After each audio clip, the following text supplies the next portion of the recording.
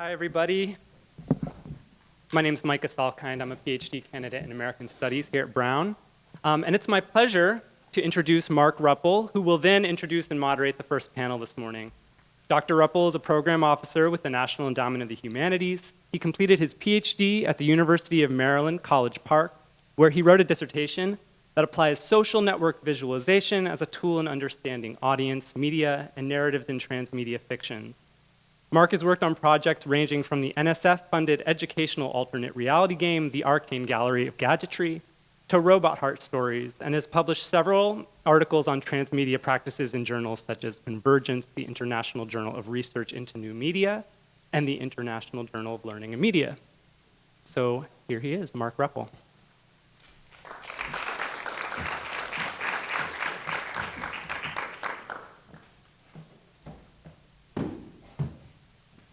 Thank you, Micah. That was always humbling and embarrassingly flattering.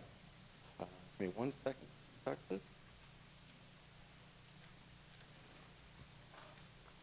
So yeah, I'm from the NEH, where I am senior program officer, and and as luck has it, we're celebrating our 50th anniversary this year, 50th anniversary of our founding.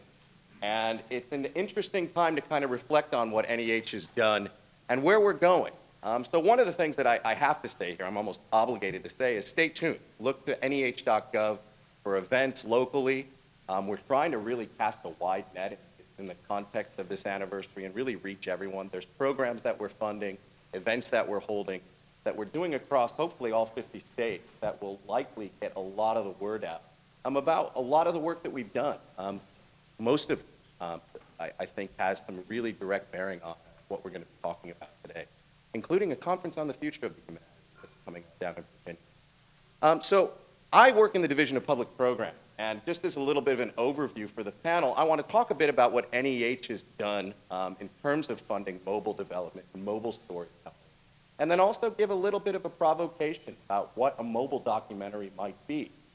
Because I think one of the real things that drew me to this conference, and one of the things that Marissa and I first spoke about, was the real tension between what's taking place in mobile development and the really nascent languages or dialects that are starting to form around the way that we design, strategize, and tell stories with mobile. There's different genres, and if we really poke hard enough and if we look close enough, we can start to see where they're beginning to separate. So in the Division of Public Programs, as I said previously, we tell stories within the humanities.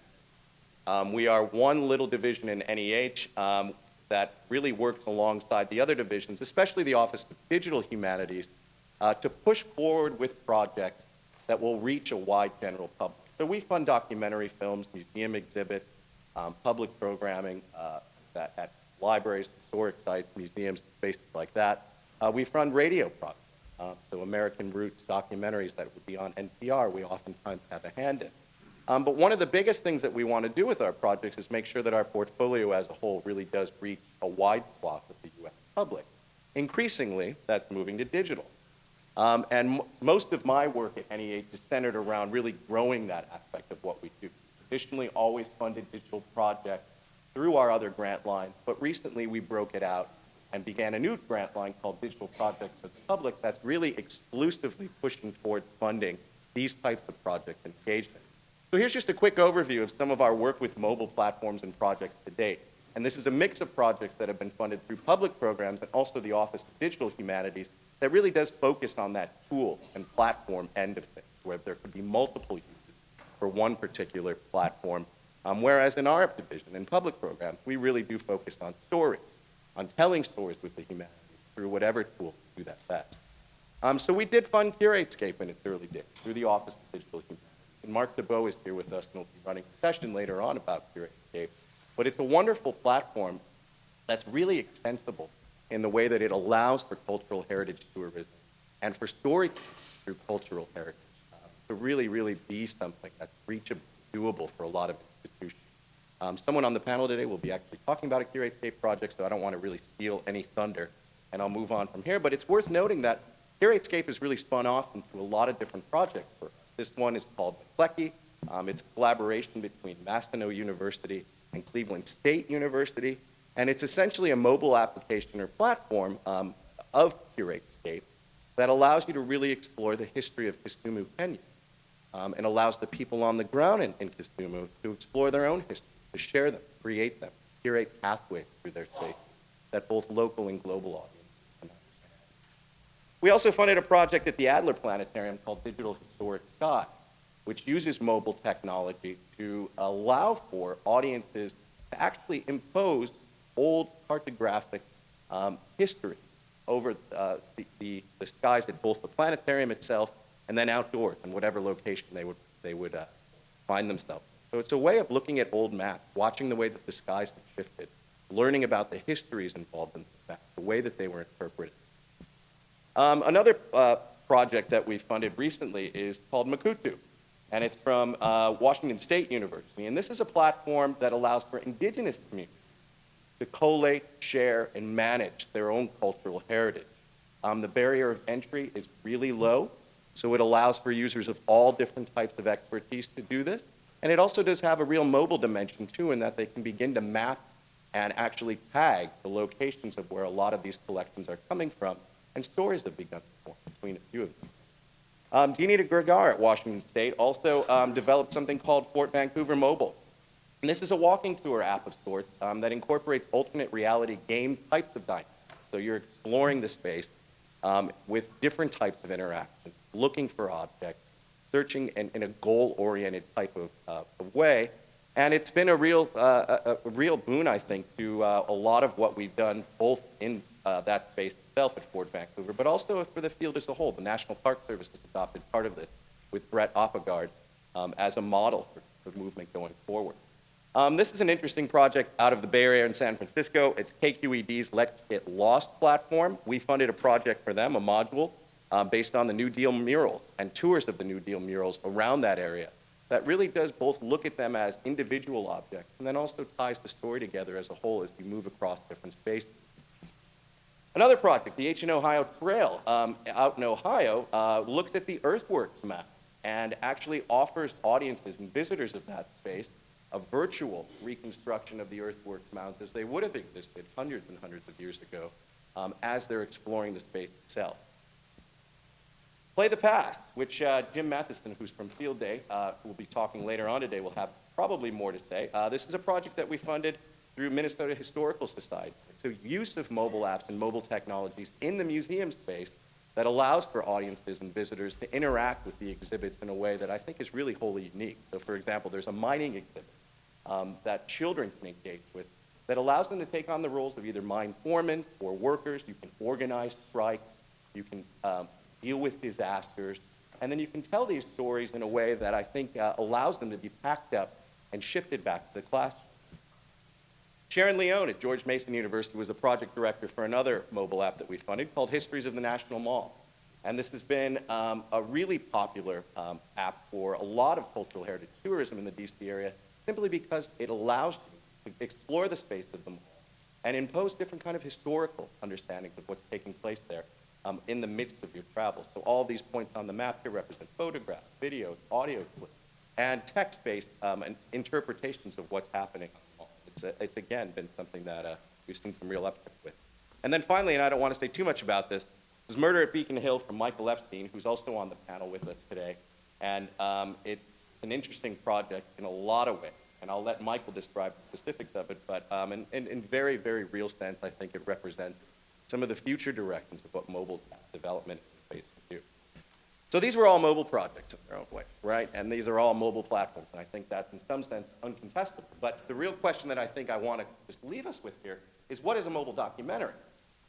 Because the name of this session is Mobile Documentaries, and I think it's a contested term. And I like the fact that it's a contested term, that we're not really sure what that means, and that it's possible that the speakers yesterday, speakers that will follow us, all in some sense could be considered a mobile documentary. So I just want to push for a second on just what that might mean, offer some thoughts, and again, some provocations about where we might go in kind of defining this field, and give us some framework to kind of look at what's taking place here. Because the three panelists that are going to follow all have really wildly different approaches in some ways as to what this type of experience might mean. So it could mean podcast tours, GIS-enabled media, in other words, you walk through a space that triggers a photograph or a media artifact. Location-specific interactions, where it may ask you to explore a space and actually touch the side of the brick of the building and engage in a tactile way of actually exploring what the space itself means. But it also means something else. It means characters, it means places, it means events. It means storytelling, it means narrative. And it means constructing that narrative across a space that in some ways allows for a heightened engagement with that space. So there's a lot going on right now about interactive documentaries. You've likely heard the term thrown around. Now, interactive documentaries, importantly, aren't always mobile. That's the point in some sense. So a project like the Hollow documentary by Emily McMillian allows a space to come to you, to your desktop, to your PC, to your tablet. And if you haven't engaged with the Hollow, it's really kind of fascinating. You scroll down and all these sorts of different interactions happen. Film clips play, maps appear, and you really get a sense of this space. And she keeps updating it to it, curating it. And it's essentially about brain drain, and population drain from deindustrialized areas. Fort McMoney, David Dufresne, another really popular interactive documentary at the moment, one that meshes film and documentary types of practices with game mechanics. But again, the question that I think is worth asking with these types of examples here is what makes a mobile documentary unique? What makes it something that's worthy of us talking about here? And what makes it something that's worthy exploring in the context of the arts, the humanities, and cultural heritage tourism? So if a traditional documentary attempts to capture or interpret or narrativize reality, like our friend the Nook here, a mobile documentary attempts to capture, interpret, and narrativize reality to create experience of that space or environment. In other words, it gets us out to the places where these stories happen. So rather than information about a location, where you go somewhere and you can access information, it doesn't have that story element. Mobile documentaries imbue that location with a tactile sense of the hidden stories that are possible. Maybe. And this works with something that I call really loosely spatial contingency. The ability for a story to take you into a place and show you those pivot points where something happened. History, events, places where people and their lives were made. So where are we going with this? I just want to offer a couple of quick trends that I see from our point of view in terms of what we're getting. And while I can't speak specifically about this process, it's one of the things that makes my job and these sorts of talks difficult. We can't talk about either proposals that are pending or proposals that were submitted and weren't funded. What I will talk about are kind of high-level trends that we see in terms of the projects that we get in from mobile. So there's an awful lot going on in terms of mobile development right now, and it pulls from multiple fields, from film to radio, museums, historic sites, digital, experiential design. And they're all working sometimes in tandem and sometimes separately. So there's a whole of media production that's taking place here that I think is really fascinating to look at because everyone is turning to these tools in some ways, and they're all bringing their own expertise and their own approaches to what it takes to develop a mobile project. We're also seeing a real distinction between linear and nonlinear pathways. And one of the interesting things about this, and this is no surprise because this is how digital media works, is that with linear pathways, we're seeing a real restriction of what's possible with the archive, with archival content, where photographs, film clips, audio clips, things like that aren't as rampant. And in nonlinear paths, what we're seeing is people often building from archival content and allowing for that openness to really take place. So this is, in some ways, representative of what I see as a kind of third stage digital media development, right? So first, we realized that we could digitize something. Second, we slapped a usable interface on top of it and called it public. And now we're dealing with the trickiest part of the business, telling stories from all these collections of objects, figuring out ways to narrativize them in a way that really makes it personal, makes sense to audiences. And this is taking place in the usual places, too. We see a lot of people struggling with this movement from universities, museums, historic sites, but also, interestingly, public broadcasting. So there's a whole slew of public broadcasters out there across the US who realize they're now sitting on these massive archives of media objects, and they want to do something with them. And a lot of them are turning to mobile media and mobile experiences as a way to help them both understand what's in their collection and also help the public engage with it more deeply. So again, this is a distinction between archives and artifacts tagged with GIS data and projects using this data for mobile engagement. We're not just going somewhere and looking at something. We're being given a way. Interesting thing too, and this is kind of a sidebar, is what I'm really seeing through a lot of these projects is a return to sound as a way of designing. And some of the projects today will really touch on that. So this isn't an NEH project. This also isn't a mobile project. But it's one that I think is really representative of where the field is likely shifting. And this is Emily Thompson's Roaring Twenties, the website that essentially maps the sounds of the 1920s New York City and allows you to explore it. There's film clips involved, there's audio clips. One of the newsreels, for example, allows you to take a walk up a street filled with music shops that were all blaring different records, different instruments out of their windows, out of their space, and attempt to compete with each other, outdo each other. So it gives you a sense of exploring space through very, very sensory means. And it's not hard to think about how that could actually be translated to the streets of New York, right? It wouldn't be that much of a leap to translate this to mobile. Also wouldn't be that much of a leap to take something like, say, the National Mall, which is an older project by this band, actually, called Blue Brain, who designed the National Mall in a completely different way than what took place with our National Mall app that I mentioned earlier. They designed it through sound. They made it a walkable record. So as you move through the space of the mall, you wind up triggering different sound clips. And doing so completes this piece of music and completes an experience that really brings you deeply in touch in a lot of ways with some of the objects and monuments present in the mall. Again, it's not hard to figure out how we might extend these sorts of dynamics. And this isn't a project itself, it's just a hypothetical.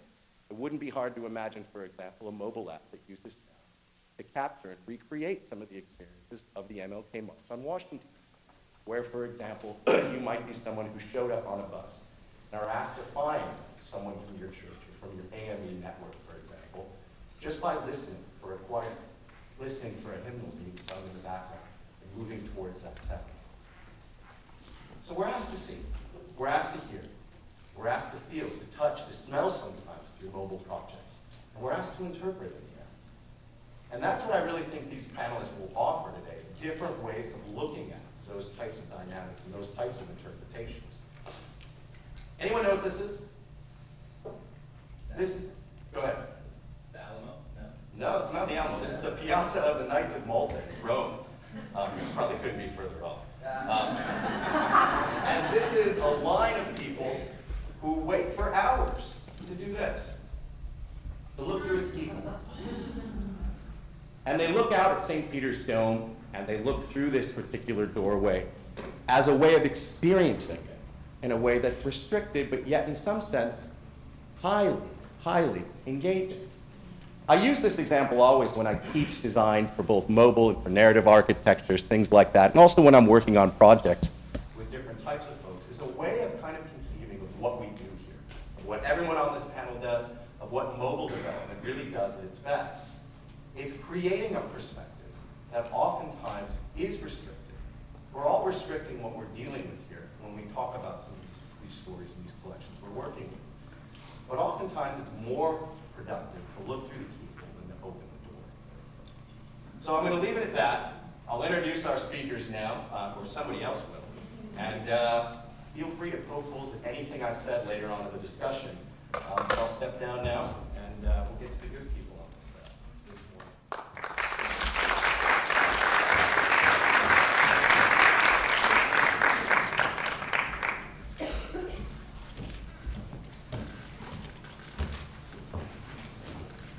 Hello, everyone.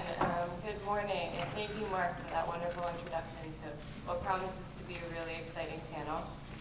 So my name is Ria Sagal, and amongst many other things, I'm a master's student in public humanities. And I'm very excited to introduce Michael Epstein today. I was really drawn to Michael's work because my previous student life was very focused on how to read cities through different media. And Michael's work sort of uses cinematic interventions in urban spaces to approach storytelling through an interactive means. So Michael might be best described as a transmedia director, covering his work in radio, film, and mobile app development. In 2006, Michael founded Walking Cinema, an interactive storytelling studio through which he has produced material focusing on cities across the country. His Walking Cinema Murder on Beacon Hill project, which you saw earlier, was the first iPhone app to win an award at a major film festival.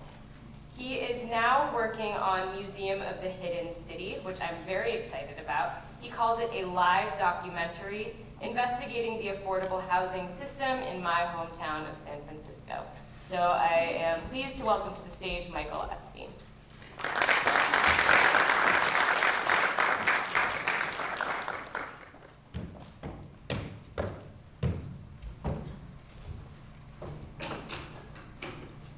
Hey everyone.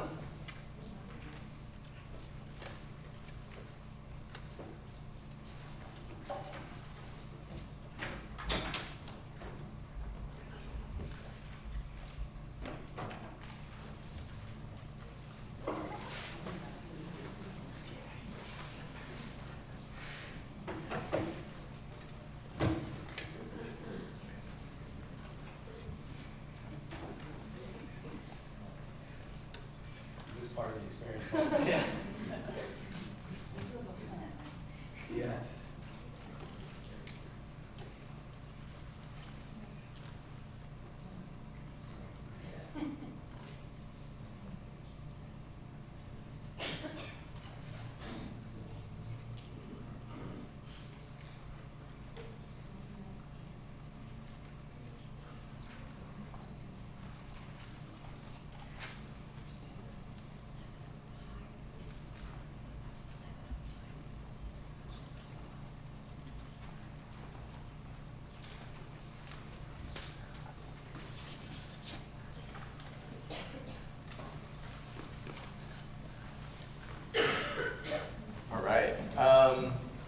Thanks, Nia. That was a great intro. I hope I can do you proud in my mobile documentary discussion, especially about San Francisco.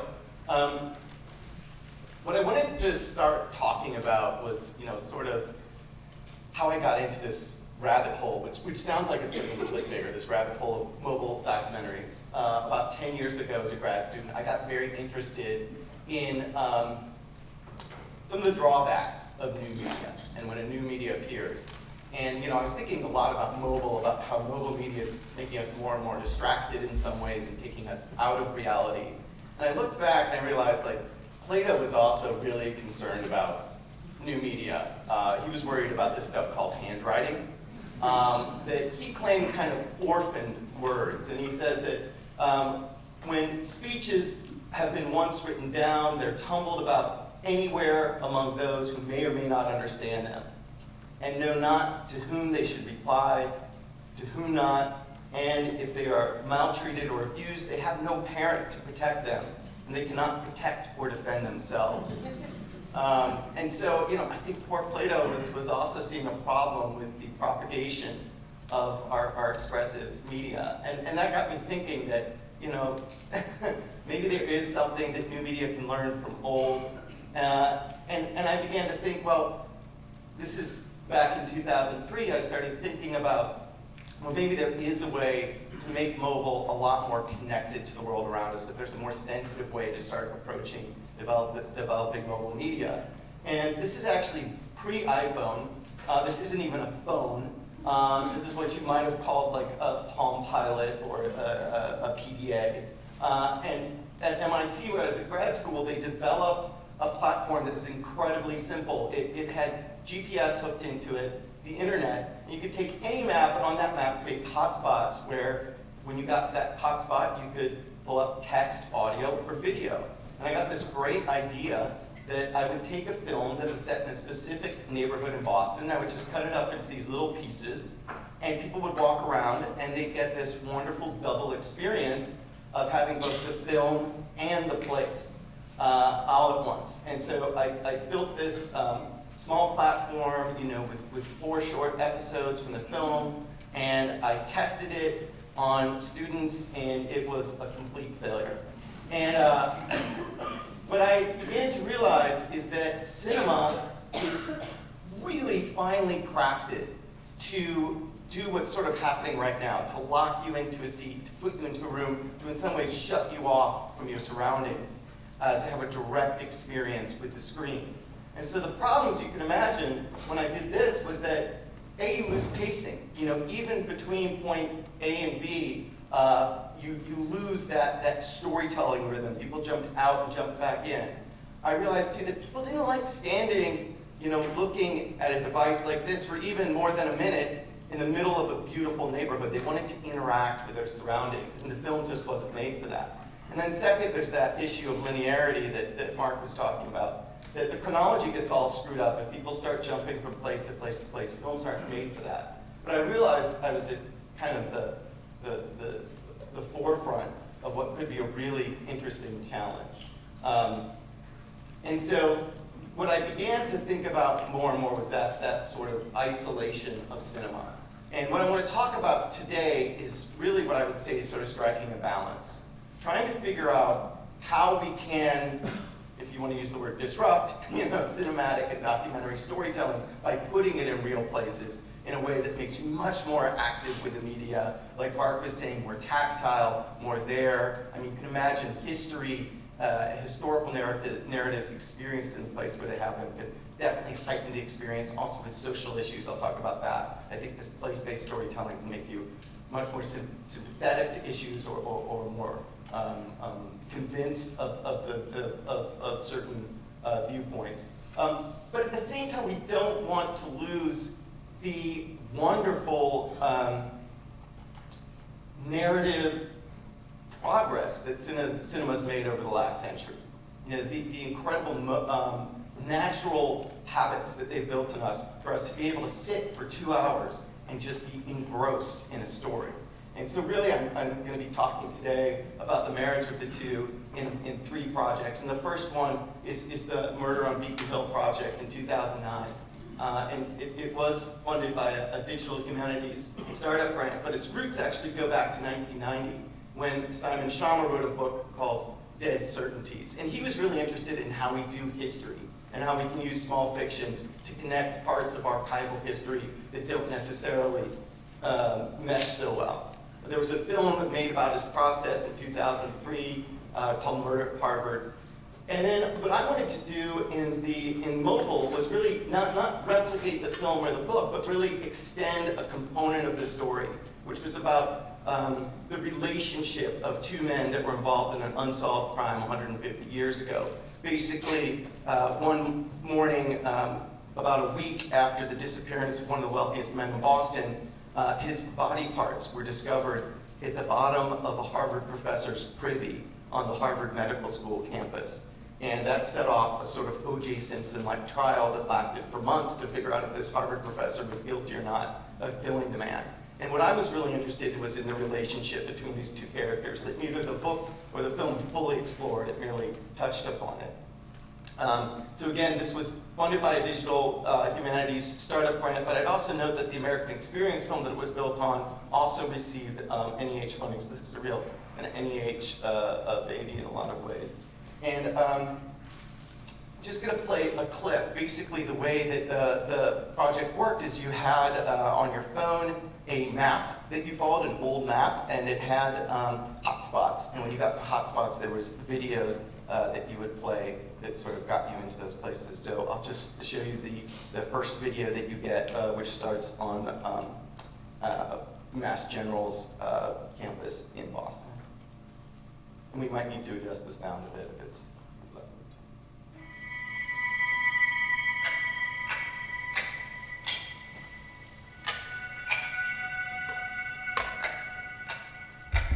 In the center of the Massachusetts General Hospital, in this old granite building, is a little amphitheater. They call it the Ether Dome. Hold up this video and go inside with me.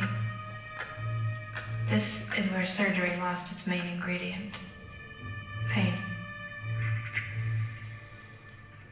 In 1846, when a patient awoke here from a procedure removing a throat tumor and couldn't recall any pain, Boston's men of medicine got giddy with human possibilities.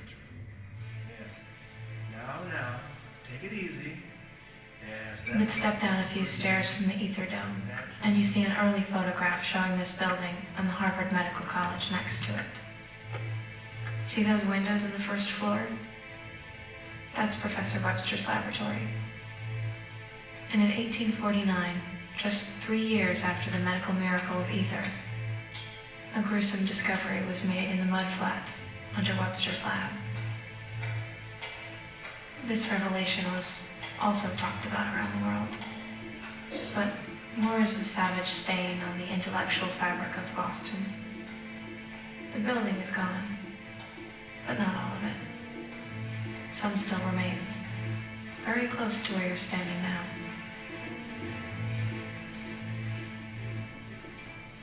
So what you saw at the end there is actually they still have the pilings of the building where the professor worked and basically around where the body was found or parts of the body. And I was blown away how just these little fragments heighten the story so much for people, you know, just to see pieces of living proof of what happened in the midst of the story. It really focuses attention and makes people feel like there's part of a sort of privileged secret that's happening in the world around them.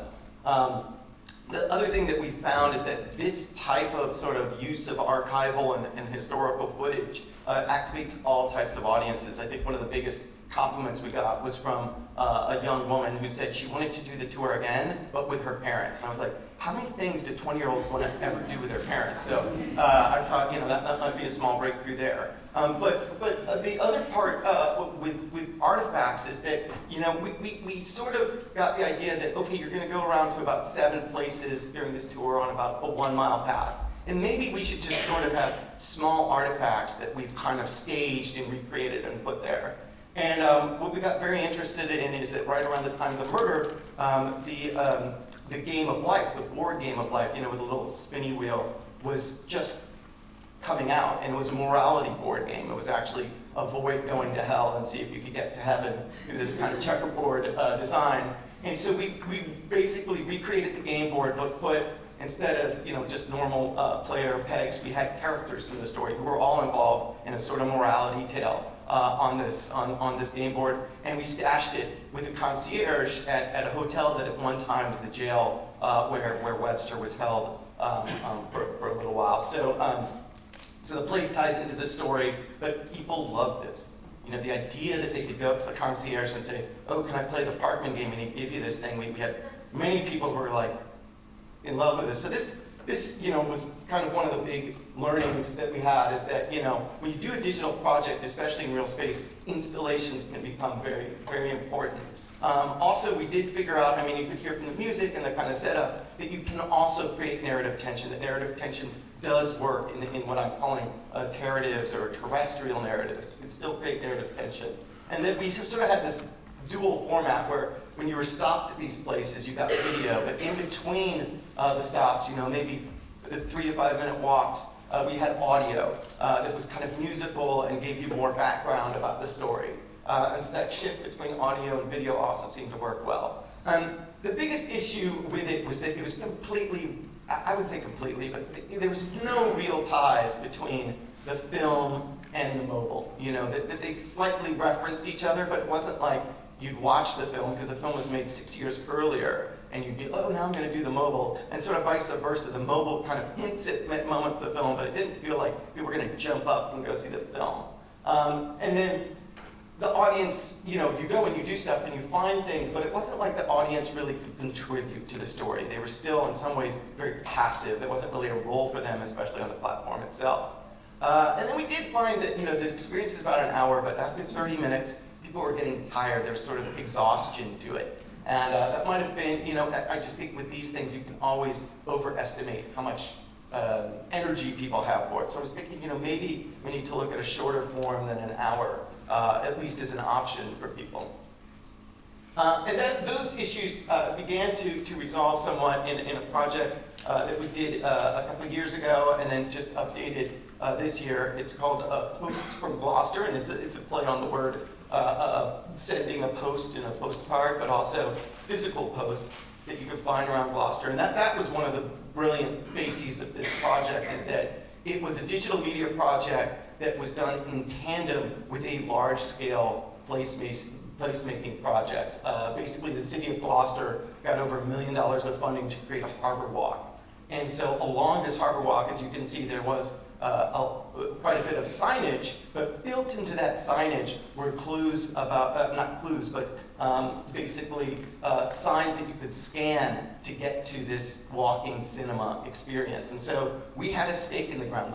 Literally, we had posts that we could use to tell the story. And so I thought, wow, that's pretty official, and that's going to create a lot more participation. And I'll get back to that in a second about how it worked.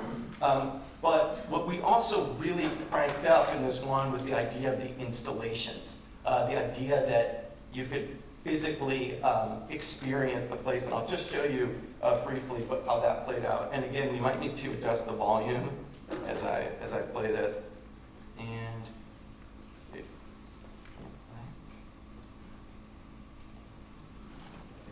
Yes, something happened. So this is, the interface for the project, and very similar to Murder on Beacon Hill. You get a map with a walking path. If you're on it, it will show you your GPS position, so you can pretty easily walk and follow it. And it's much shorter form. There's two 15-minute experiences along this path. And the second experience deals with the story of Howard Blackburn. Basically, it's a man who is kind of like a folk hero of the town. And I'll just show you how it plays out. As you walk, you get to these specific points. And the sort of second episode in that Howard Blackburn story is called Holding Oars.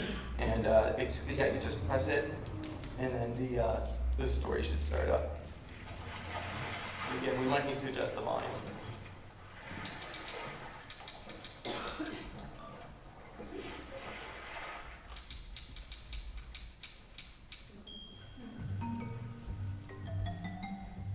Okay, you should be next to the dory. Go ahead, get inside and have a seat up front. Feel free to set your phone in the little box at the front of the dory. You can watch the video while you row. For centuries, Gloucester fishermen fished from these little boats. The dories were lowered into the water, and in teams of two, the fishermen rowed away from the schooner. They knew that once they left the mothership, anything could happen. Howard Blackburn was out in the Grand Banks. He was in this 16-foot dory with Tom Welsh. They're out looking. The storm blows up. The temperature's getting colder and colder. When they spent the night, they couldn't make it back to the mother vessel. And in the morning, it was gone. Howard Blackburn, he started to row. And the boat, it was taking water on, and they had to take turns bailing. And Howard took his wool mitts off and set them down in the water. And when Tom Welsh went to bail, the first thing he bailed out was those mitts. Tom looked up and said, "Howard, your hands, they're freezing up." And Howard looked down, and they were. He did the only thing he could. He froze his fingers on the oars in an O so he could still row. Go ahead, lock your hands on the oars and imagine rowing and rowing with hands stuck to the oars. You can almost feel that numbness in your face, your fingers. Now hold that feeling and take a postcard. Whoever takes the picture should step back from the boat, and you should hold those oars like they're your only hope for survival. It'll be like an SOS card from the boat, and you'll relive how numb Blackburn must have been, physically and mentally. So this is where we really tried to bring the audience, the participants, into the story. And you can literally make a postcard. I'll just, do you mind volunteering for a second? Sure. Okay. Yeah, if you could just stand up. And you have to grimace. A little bit more on the light. Yeah, thank you. And I just need a grimace of sorts. Oh, good. And so now you have a postcard. You're not in a boat, so it doesn't get the full effect. But basically, this kind of augmented reality, augmented reality experience became, a new addition to a new addition to kind of how we were doing our storytelling. What I liked about it in the cinematic sense of what we're doing is that it it broke up in a sense it broke up in a sense the sort of locking you into your phone for an hour. That you actually had to like take a step back, take a picture, you know, grimace, like, and you'll see, I mean, people might really be enjoying these mobile documentaries, but if you look at their faces, a lot of times they look like they're dead. You know, they're just kind of like off in this world. And then afterwards you're like, oh, it looked like you hated it, you were bored. And like, no, I loved it. But, you know, expressively, it's very hard for people to get involved. So this was a chance for people to physically experience the place. And I'd also say this stretched the age group out for this story. You know, that we could go, we were testing it with as young as 5-year-olds, and they were enjoying both the stories and the photo taking. And so, you know, and again, that sort of is one of the uber goals of what we're trying to do, is give an experience that stretches across generations and has different value for each. This won the Gold Muse Award in 2013. And so, you know, I think these kind of projects are beginning to get recognized. And then it also, you know, these photos can be shared online. We're beginning to see some of them appear on Facebook. And so, you know, I'll give you the link so you can check out that stream. But it's another way for us to begin to activate social media channels and more personalization of the tours. So yes, bigger installations seem to be working. This episodic approach too seemed to work, sort of making it shorter. So if you only wanted to spend, say, 15 minutes and just do one of the stories rather than both of them, it kind of worked out. And then this photo taking, this kind of idea of a media break also seemed to work. The thing that was, you know, felt a little bit uncomfortable about this one was that it felt more anecdotal. Like it didn't have a strong arc like it would if you sat in a theater for 2 hours and really got engrossed. It was more sort of this, you know, 10 to 15 minutes with Howard Blackburn. He has a smaller arc and another story about the town's Italian traditions, and you kind of move on. Also, you know, just with all of these projects, your audience size is very limited unless you're doing something in Times Square where you get 5 million visitors a year. You know, that the physical experience of the place limits your audience size, especially in a city like Gloucester. And then I think we, you know, in a sense, this was, the idea of building this harbor walk was an incredibly contentious idea. You know, Gloucester still prides itself as a working blue-collar town. And in a way, this project sort of makes them a little bit more like their much more touristy neighbor, Manchester by the Sea. And there was actually people who we interviewed were kind of on the edge about, you know, this kind of touristic intervention. And so, you know, I feel like some of these, you know, historical narratives, you know, ignore some of the facts on the ground that make, I think, that create cinematic interest. And so that leads me to the final project that I want to talk about. And with this one, I really wanted to try to create something longer form, but that also had interest in current issues in San Francisco, as Nia alluded to. And basically, I mean, if you're aware that San Francisco is turning into the most expensive housing market in the country. I think the average price of a one-bedroom apartment to rent is $3,500. And so the sort of face of that story is that, oh, it's the whole city's being gentrified. And I began to look into it. The interesting thing that I found is that especially in neighborhoods towards the center of the city, Soma, where Nia's from, Mid-Market, the Tenderloin, many of those buildings are actually owned and operated by the nonprofits and by cities, and those are locked in. There's also laws and structural limitations that are going to keep many of those buildings from ever becoming, you know, high-end housing.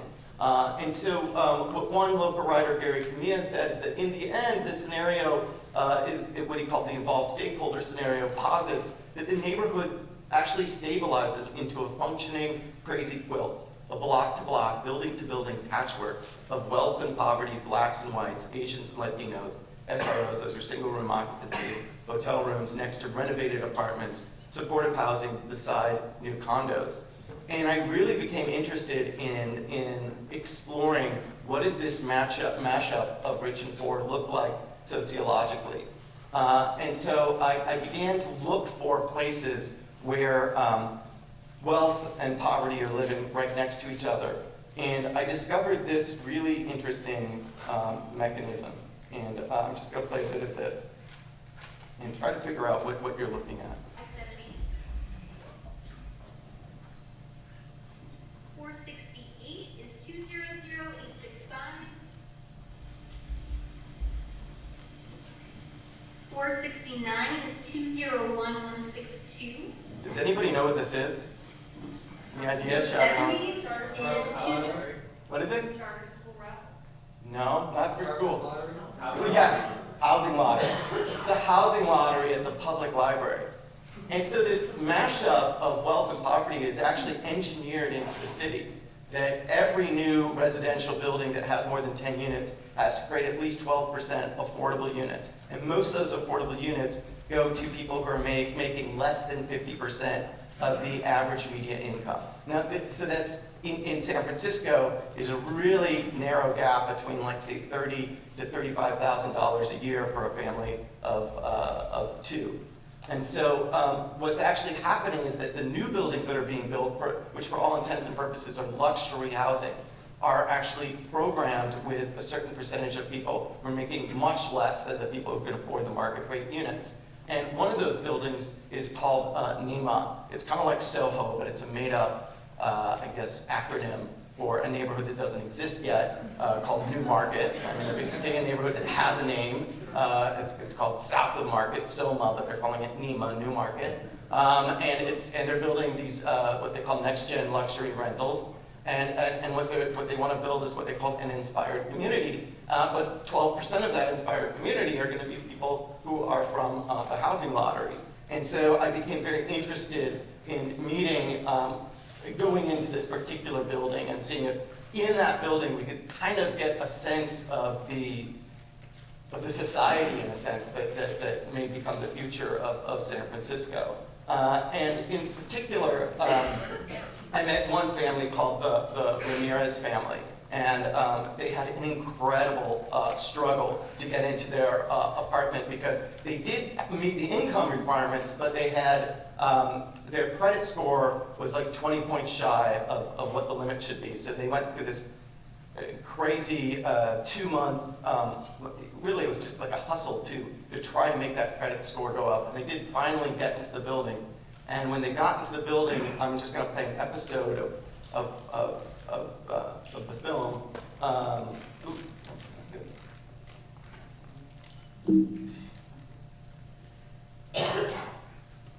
like.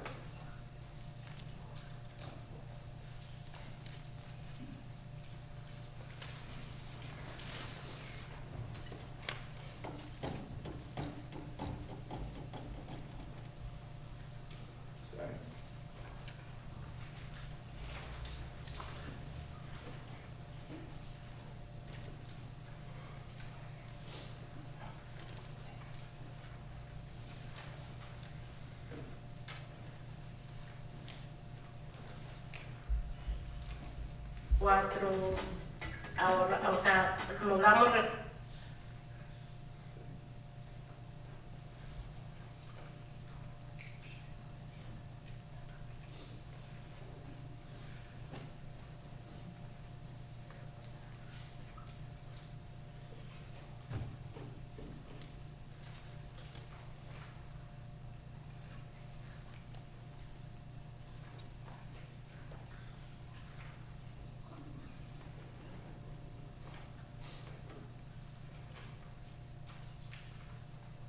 y sí, ya después de eso, pues ya recibimos la carta en noviembre 26.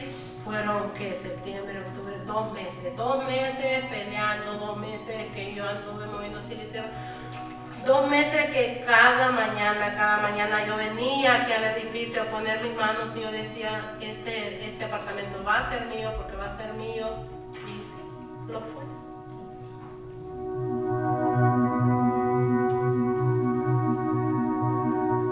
Yo no sabía cómo era aquí. Solo veía negro todo el edificio. Pero cuando yo entré al lobby, desde que entré al lobby, yo iba emocionada, yo iba apretada. Lo dejé todo morado a mi pobre marido porque él lo apretaba. Yo, Cristo, pero ¿qué vamos a vivir? nos llevan a donde está la piscina, y luego nos llevan al 24 piso, que es en la skyline, que se mira toda la ciudad, hermoso. Tú puedes ir y venir a hacer tu carne asada, ir al gimnasio, tú no tienes ninguna restricción, tú vas a utilizar todas las amenities, ¿cómo se dice? Amenities.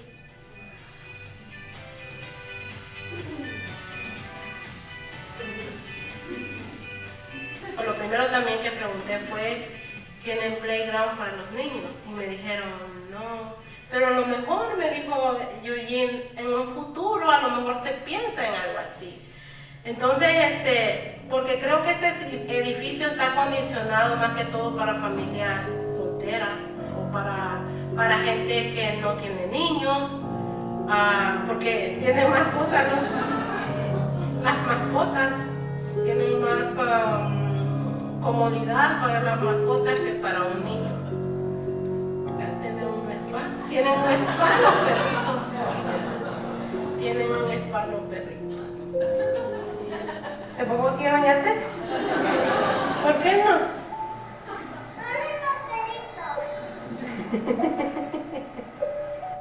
Yo no sé quiénes son los del frente, porque nunca me saludan. Solo veo que cierran y salen, pero no sé quiénes son. Si hacen eventos, lo hacen solamente para la gente que pues, va a hablar de su negocio, va a hablar de su cosa. Yo no puedo llegar y decir, oiga, yo soy housekeeper en un hotel. Y con los empleados, sí, todo bien. Y él me habla por mi nombre y habla mi nombre por su nombre a mi esposo. Entonces se siente bonito porque los empleados igual nos dan el mismo trato que a todos. Entonces, pero la gente no. Ellos quizás se les imagina, a lo mejor hasta han llegado a pensar que quizás nosotros estemos aparte y ellos aparte, o qué sé yo, como está sucediendo en Nueva York, en un edificio nuevo que vamos a hacer. Y se imagina si lo pusieran en BMR a un lado y los ricos, los que pagan, sí, lo que vale el apartamento a otro lado, sería peor. Igual no seríamos una comunidad porque paguemos más o paguemos menos, vivimos en un mismo edificio y como tal tendríamos que vivir juntos.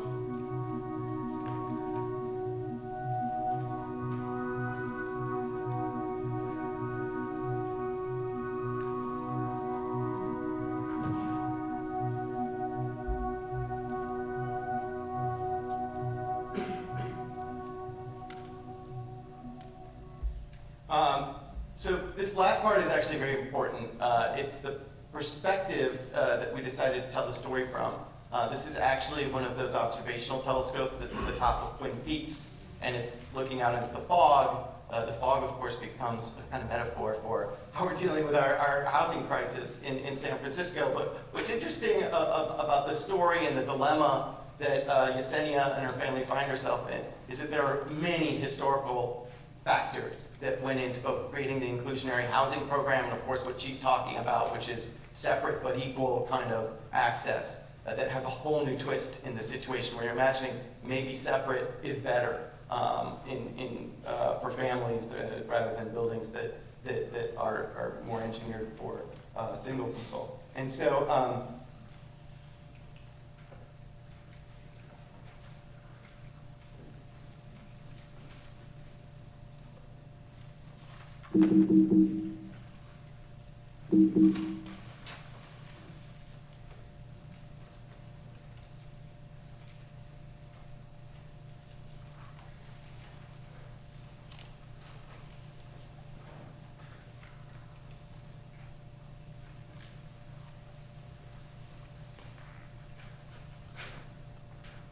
right, and so she's sort of left at that question of the corridor. So what happened to me, and Nita alluded to this, is that I had this footage of her story, and it was told all from her perspective. And so I went to gather other perspectives on what was happening, and I got fascinating, not contradictions, but very different viewpoints on this woman in particular, and in general about the problems with inclusionary housing The problem was that many people I talked to refused to go on camera. And so I was left in a very strange storytelling dilemma where you've got background information, but you can't get anybody to say it on film. And so what I ended up doing is what's called a live documentary, where it's basically a mashup of Yesenia telling her story in sort of short episodes, 2 to 3 minutes, and mixed in with live scenes where we're sort of recreating on stage in front of the film different viewpoints, both from the police that almost arrested them for sleeping in their car and could have taken away their kids, to the shelter where they stayed before they got into the NEMA building, to the developers themselves. And so these scenes are sort of acted out to provide counterpoints to what Yesenia is saying as she tells her story.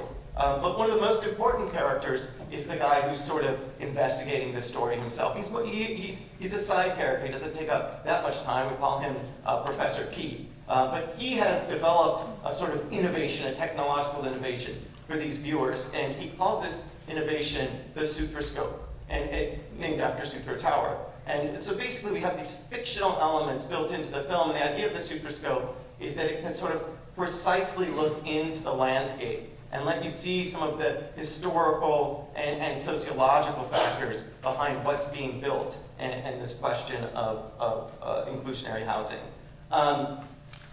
And he explains all the gadgets and how it works. But again, in the show that lasts about an hour, he's a fairly minor character. The show itself it's been performed a couple of times in the last month in San Francisco, and we've had sellout crowds. We've also had amazing Q&A. I mean, this is a film that sparks like an hour Q&A where nobody wants to leave the room, and so I've been pretty impressed with that. But really our next step is to figure out, okay, now that we've got kind of a more solid story in a sense that's very landscape-based, how are we going to create the mobile project? And this is still unformed, but we have done some experiments. And I would say that one thing that we do know is that this character Pete is going to be, in a sense, sort of the guide, that he's going to take this technology that he's created for viewers at the top of Twin Peaks, and he's going to put them on your mobile device and let you look in deeper to this issue of equitable housing. And so one of the things that was incredibly important in how the mid-market neighborhood where Yesenia lives, and how it sort of got downtrodden in the 70s, was the 15-year construction of the subway system, which tore up the streets and literally evacuated most of the businesses that were along the blocks where she lives. And sort of to look back into that history, we're experimenting with both the mobile guide, but installations a little bit like this that are called peephole cinema. And are we at time? Okay. So I won't show this, but I'll say that that's one of the things that we're considering doing. And that there will be a series of these installations that are unlocked using codes that you get from the app. And that'll sort of be the basis of the mobile project that's in development now. So, basically we've learned 3 things: that installation plus anchor media is really important. And when anchor media, I mean that kind of longer documentary. And then history applied to current issues. This has a lot more tension to it than any other project I've done. And also the idea that it is a story that by its nature is grounded in the landscape. I'd say the last thing that we're really still thinking about is audience size.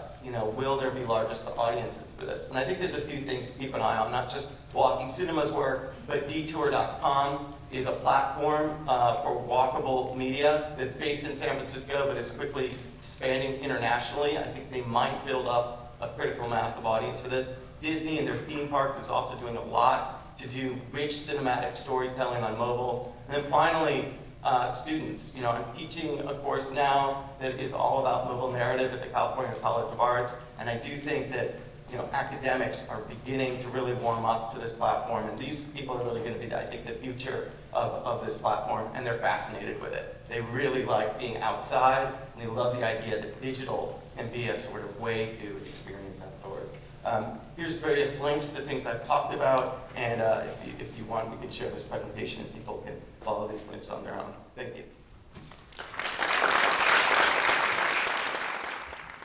Hi everyone, my name is Maggie. I'm with Doc Goddard, and I'm a PhD candidate here at Brown. I'm excited to introduce our next speaker, Shannon Carroll, an award-winning artist, visual storyteller, and creative entrepreneur based in Brooklyn. She's the creative director of Vivid Story, a studio that works with social enterprises, nonprofits, and brands to tell compelling stories that build authentic connections and inspire action. She also spearheaded Southside Stories, a site-specific audio walk featuring the residents of Williamsburg Southside community that seeks to reinvigorate a sense of discovery, wonder, and responsibility in participants' relationship with the city. Please welcome Shannon Carroll.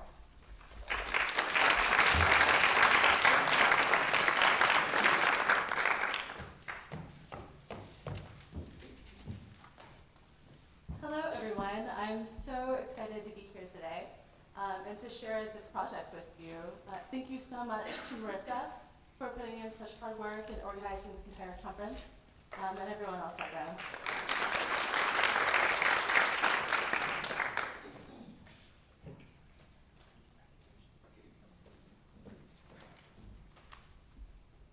So just a little bit more about me. I am primarily see myself as an artist, and my background really spans interdisciplinary fine art, documentary filmmaking, and community engagement. I've also created site-specific installations that really look at the construction of space and how people engage with those spaces, and then also the mediation of spaces, such as the Southside Stories audio walk. So today my presentation will be completely focused on Southside Stories, and it's an audio walk into the south side of Williamsburg, Brooklyn. First, I'll tell you a bit about the project, and then I'm going to take you behind the scenes. So to help situate ourselves, here's a map of New York City, and of course New York City is a massive place, as we all know. There's over 8.5 million people who live there, and so I have Brooklyn highlighted in blue, and then Williamsburg, the south side of Williamsburg, is that blue target right there. So, walking the streets of the south side of Williamsburg, one bears witness to the neighborhood's sometimes violent past and struggles, but also to the strong sense of community and cultural pride that emerges. Southside Stories is an audio walk into the South Side that features along for residents from the community. Stories from the neighborhood's recent history as a predominantly Latino neighborhood are juxtaposed to a landscape that's rapidly undergoing transformation and synonymous with hipster culture. The experience encourages a reinvigorated sense of discovery and responsibility in participants' relationship with the city. Through the walk's 35-minute route, participants unravel the stories of people and places. These stories from residents are peppered with instructions for the audience members to actually take off their headphones, go into businesses, and interact with the locals. The participants are given permission to go into places they may not normally. And the walk uses binaural audio that was recorded from throughout the neighborhood to create an immersive landscape that transforms the participant's sense of time and place. And binaural audio is a method of recording that uses two microphones that are arranged with the intention of creating a 3D sensation of actually being in a place. And so we actually just use these $90 binaural audio recorders that you just plug in, almost use like headphones, and you just walk through the space and it records as you're actually there. So to participate, you just download the free audio track from our website, southsidewalk.com, print out the map, and then go to the walk starting point in Williamsburg. The walk starts in Bedford Ave across the street from the L train subway entrance. Along the walk, you'll encounter a rich array of stories from the perspective of community gardeners, the owner of a closing bakery, a longtime realtor and landlord, Hasidic swimmers, the caretaker of an abandoned lot, a former drug lord, the founder of Rehabilitation Center, and much, much more.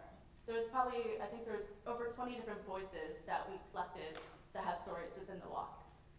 And these are people who are both witnesses to and active agents in the profound changes of the neighborhood that have happened over the past 30 years.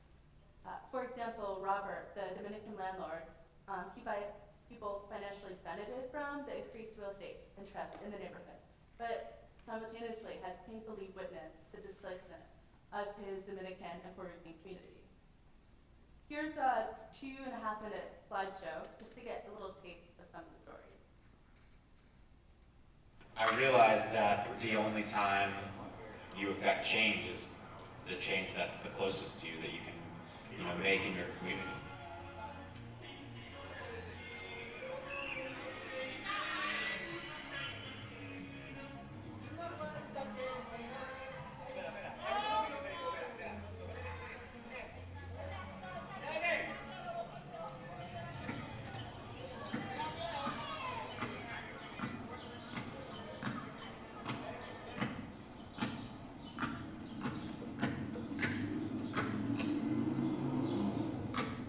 More than 30 years she's been doing this.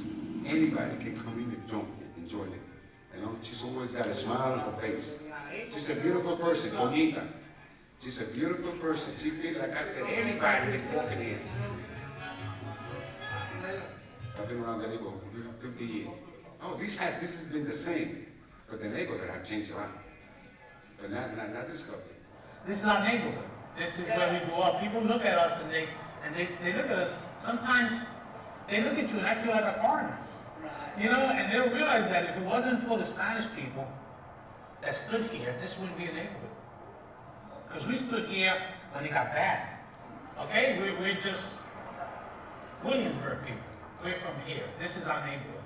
I remember walking down this block, Bedford Avenue, and I walked down the block and then come back up, and then realizing there is not one Spanish person that I saw while I was walking.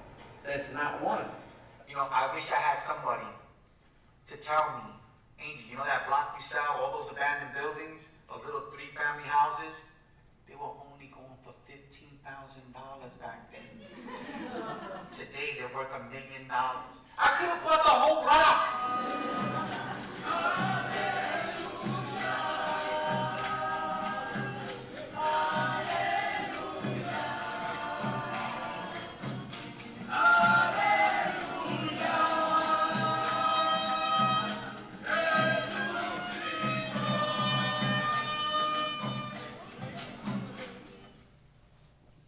And so the walk really deals with generational memory.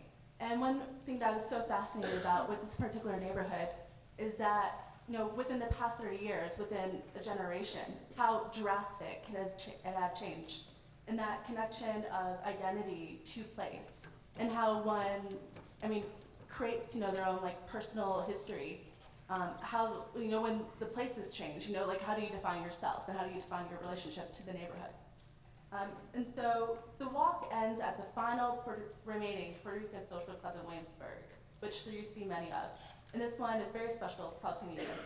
Here's a 1-minute trailer that one of my fellow collaborators made about the club. The movie itself is 20 minutes long, but this is just a 1-minute trailer.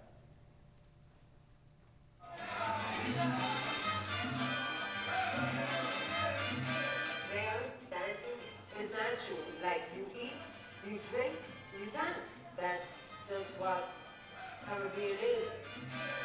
One of those iconic clubs that will never, ever be repeated.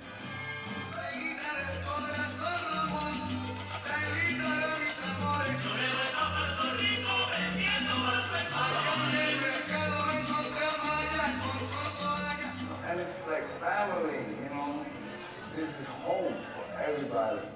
And everybody knows her. I'll take a bullet for her. Como decir, como un hobby. Ella le da servicio a la comunidad, porque ella quiere conservar su rincón latino, boricua sobre todo. Tremenda persona.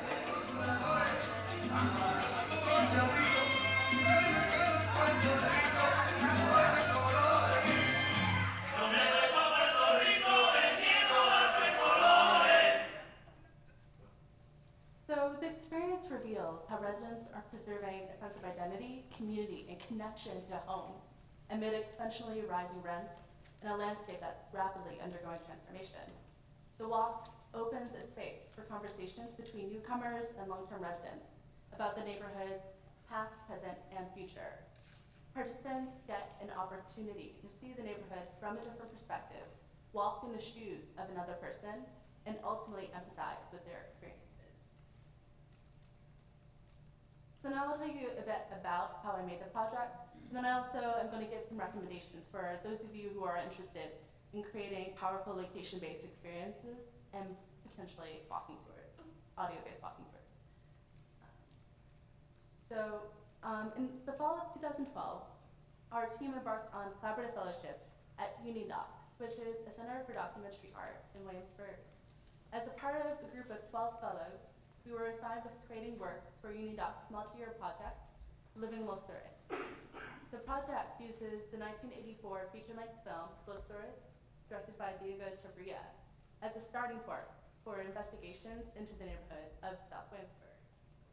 Here's a 1-minute promo video about the larger Living Los Sures project that this audio walk was a part of. Across the East River from Manhattan lies a small community of some 20,000 Hispanic people, most of them Puerto Rican. It is the poorest section of New York City. This is a portrait of that neighborhood. They call this the South Side, because once you hear Spanish, so they call it in Spanish, Los Sures. Los Sures are tough. If you can survive Los Sures, you can survive anything. Talking about Los Sures is about a documentary that was done in 1984. When did evolution come to a full stop? Los Sures. You people really know right now, I'm not laughing at Mr. Darwin's jokes. The survival of the fittest is a cruel, cruel joke.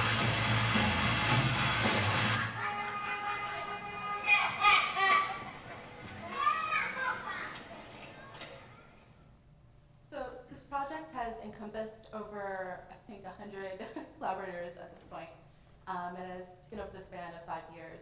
We actually just premiered it in partial at the New York Film Festival Convergence section, which actually is taking place this weekend, last year. And yeah, it also has different kind of interactive web-based documentary components, over 50 short documentaries that have been made, and then including this audio walk. And I really joined Unidocs because I felt like they recognized the history of the cinematic documentary tradition, while also supporting work that expands the definition of what documentary can be. And I also, just really felt, looking at my own personal life of, childhood that was spent outdoors, to somehow being kind of cloistered in front of screens and just feeling so much despair of, am I just gonna sit, in front of a screen the rest of my life? And really wanting to get out, into the neighborhood and to these places and getting people engaged with these conversations that we're talking about within the cinema. So here's just 1 minute more about the Unidocs Collaborative. Unidocs is a center for documentary art that brings together a diverse community of artists, journalists, and critical thinkers on a search for urgent expressions of the human experience, practical perspectives on the world today, and compelling visions for the future. Each year, Unidocs selects 12 talented fellows from a competitive pool of international applicants to take part in a program we call the Unidocs Collaborative Studio. Fellows attend private masterclasses and seminars with some of the most exciting voices in the documentary field and receive many benefits towards their professional development. For 10 months from September through June, they commit about 20 hours per week to the program. They produce powerful, thought-provoking nonfiction media. Unidocs guides the process, selects the theme for this work, and points the energy of the group towards an important mission. So with the prompt of creating short projects about the south side of Williamsburg, my team set out to create an audio walk that featured stories from the neighborhood's long-term residents. We looked at other New York-based audio walking tours, like Past the Stranger, the East Village Poetry Walk by Pike Nalowski, The Long Black Hair by Janet Cardiff, and Sound Walk, Hasidic Williamsburg by the company Sound Walk. And we looked at these different projects and really analyzed, what we felt was successful about them and unsuccessful. And if you're not familiar with Janet Cardiff's work, she's created audio walking tours all across the globe, and she's just a really amazing audio artist who really looks at how to use sound to activate places and the stories behind those places.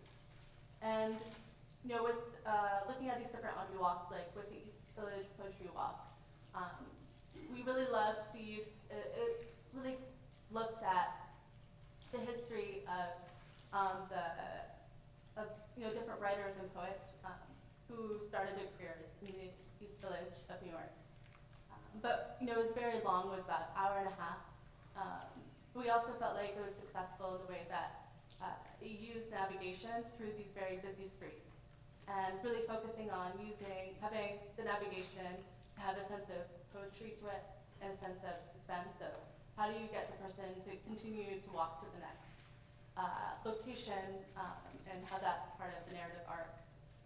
We loved her long black hair because just going through Central Park, it was this amazing experience. I highly recommend doing it if you find yourself in Central Park soon. And it was also made in 2004, and we did it, just a year or two ago, and it still resonated so deeply. But we felt like it was a bit meandering in the way that there was a lot of connections and specific references to where you were standing, but oftentimes, the narrator would go off on these tangents, and we become somewhat disconnected from the space that you were actually in. And then we loved the Hasidic Williamsburg Soundwalk because for those who are not part of the Hasidic community, it's pretty it's very hard to access, and so it actually took you to these places where you felt like you shouldn't be, and it gave you direct encouragement or permission to actually go into these spaces that you otherwise would have no direct reason to. And so we were really motivated to take documentary out of the cinema and onto the streets and in public spaces. We took an ethnographic approach and spent a lot of time simply observing the streets, talking and interviewing residents, deeply hanging out. Then we plotted the most compelling route and narrative arc through the neighborhood, wrote the narration, recorded the binaural audio soundscapes, tested it many times, and edited together the final 35-minute audio track. In the process, we learned a lot about creating powerful location-based media and designing for behavior. The audio stories themselves we edited between 1 to 3 minutes each. And we did it because we really wanted to keep participants moving and to not be standing in one place for too long. And the way that we did our interviewing, we took a lot of notes from This American Life. Specifically, we would interview the people whose stories that we had in the walk. We would interview them on location, and we would ask them to describe the events step by step, get them to really show the story and not tell it. We would ask them to describe, what they were seeing, feeling, smelling, and experiencing at each location, to provoke answers that were visual, and then have them call out specific references, details that were up and down, not just at eye level. And then have them repeat the stories until they made the visual references clear. And then after they told that story, ask a question that provoked reflection. And the stories themselves are really about, these powerful moments that people had at these specific locations. And then lastly, we created a mobile responsive website that showcased the audio excerpts from the walk and made it easy to download the walk from a smartphone, just on the street. And I was actually the one who made the website. So I really believe that imagination is actually the most immersive medium. And the real magic of the walk is this juxtaposition between what you're seeing, hearing, and then what our minds conjure in that space. And I really believe that audio is a powerful method for stirring the imagination. Audio carries emotions and places in a way that visuals don't. So a few takeaways is that Southside Stories really looks at generational memory and how we create identity and relationship to a place and society. And the fabric of our society is knit together through our stories. Through narrative, we can change our biases and make the invisible visible. Walking down the street becomes a real political act as we choose who to talk to and who to not make eye contact with, the kinds of businesses we choose to go into, or simply how we perceive others on the street. Perception is the production of meaning, and the audio walk seeks to transform our perceptions. The audio walk itself ends with a story from author Henry Miller. He lived in the neighborhood as a boy in the early 20th century, when the neighborhood was a very different place. It was a densely populated working class district where the various ethnic groups that were Irish, German, Italian, Jewish, Polish, lived elbow to elbow and constantly clashed. And no neighborhood in New York City stays the same over a period of 60 years. So the real overall narrative of the walk seeks to broaden the scope of the neighborhood, that the neighborhood is not a stagnant reference point, but is a place that is constantly changing socially and politically, and that we are active agents in that change. And I loved, what Therese was saying yesterday in her presentation about Los Angeles urban rangers, is that the city is always in a state of becoming, and it's yours to decide how to create it. And this walk certainly provokes that as well. So, as a storyteller, we can give permission to people to go into places that they wouldn't otherwise. In designing the walk, we created the parameters for the experience and thoughtfully constructed opportunities for chance. The walk itself is not perfect, but one of the things I love about it is that no two people can have the same experience on the walk based on who they see and who they bump into and start a conversation with. I believe that audio and media has great potential in public spaces to produce understanding and empathy. As a form of healing and empowerment to imagine our real selves, broaden our perspectives, to create a sense of wonder, and to connect ourselves closer to our sense of place and others. Through these walks, we can increase our sense of presence and connection to the current moment. So a few recommendations I also have is that I found that one of the difficult points with location-based media is access to it, and obviously it's very hyper-local, but oftentimes just getting people to do the thing itself is probably one of the most difficult parts of it. And so a way to make sure that you're really meeting the audience that you want to do the project is to eventize it and to, premiere the project at larger events, so you have, or a festival, so you have a definite cohort of people who are doing it. And it also just helps to create a sense of momentum and also a sense of scarcity, like, oh, I have to go to this because my friend's going to it and I won't have another chance. Just think about ways how to give people incentive to participate.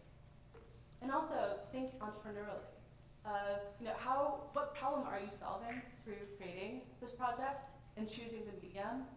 And how is it really meeting the needs of the audience that you're trying to connect with? And think about really what, most communication that your audience is using anyway, what is natural to them? And what is really the right platform? Because, perhaps, they don't use smartphones. Maybe this is something that would be completely inaccessible to them. And so you have to think about how are they communicating in the first place, and then what you can do to actually amplify that and choose the right platform to do so. And, and I also just want to mention that, we did think about using other devices, in terms of, video or using something that was more connected to visualizations on the smartphone, but we really made a decision early on that we wanted to use audio also because just to keep people looking up and not down at their devices. And we created as, rather than as different points of, audio triggers, we really wanted to have a singular kind of narrative experience that would take somebody through the neighborhood and have a kind of continued narrative arc through it. And then also, through interactions, think about how you can reward that participation. Once again, just give people incentive to participate.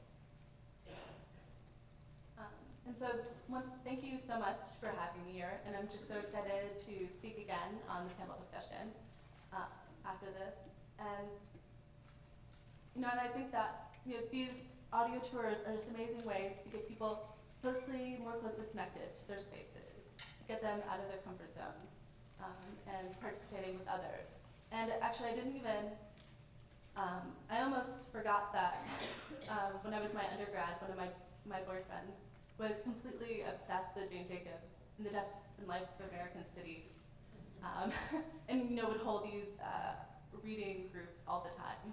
And I almost completely forgot actually how much that influenced, probably this particular project, until yesterday. And I think that bringing back, that central, what her teachings were, of creating these active spaces and these urban landscapes. Even if through all these conversations about technology, what technology can do, of keeping, going back to those premises and thinking about how we can really activate our cities and engage people. Thank you. Okay. I'm introducing Morgan Grefe. I'm Marissa Brown with the Center for Public Humanities. Morgan is the executive director of the Rhode Island Historical Society. She has been for 4 years. She got her PhD in American Studies from Brown about 10 years ago and joined the Historical Society almost 11 years ago. She won't be talking about her dissertation, but I love her topic, so I wanted to mention it. She did her dissertation on the preservation and interpretation of prisons in the United States, and she thinks she had 2 of her dissertation advisors are in the audience. So join me in welcoming Morgan, who'll be talking about Rhode tour and also her work with the Rhode Island Historical Society.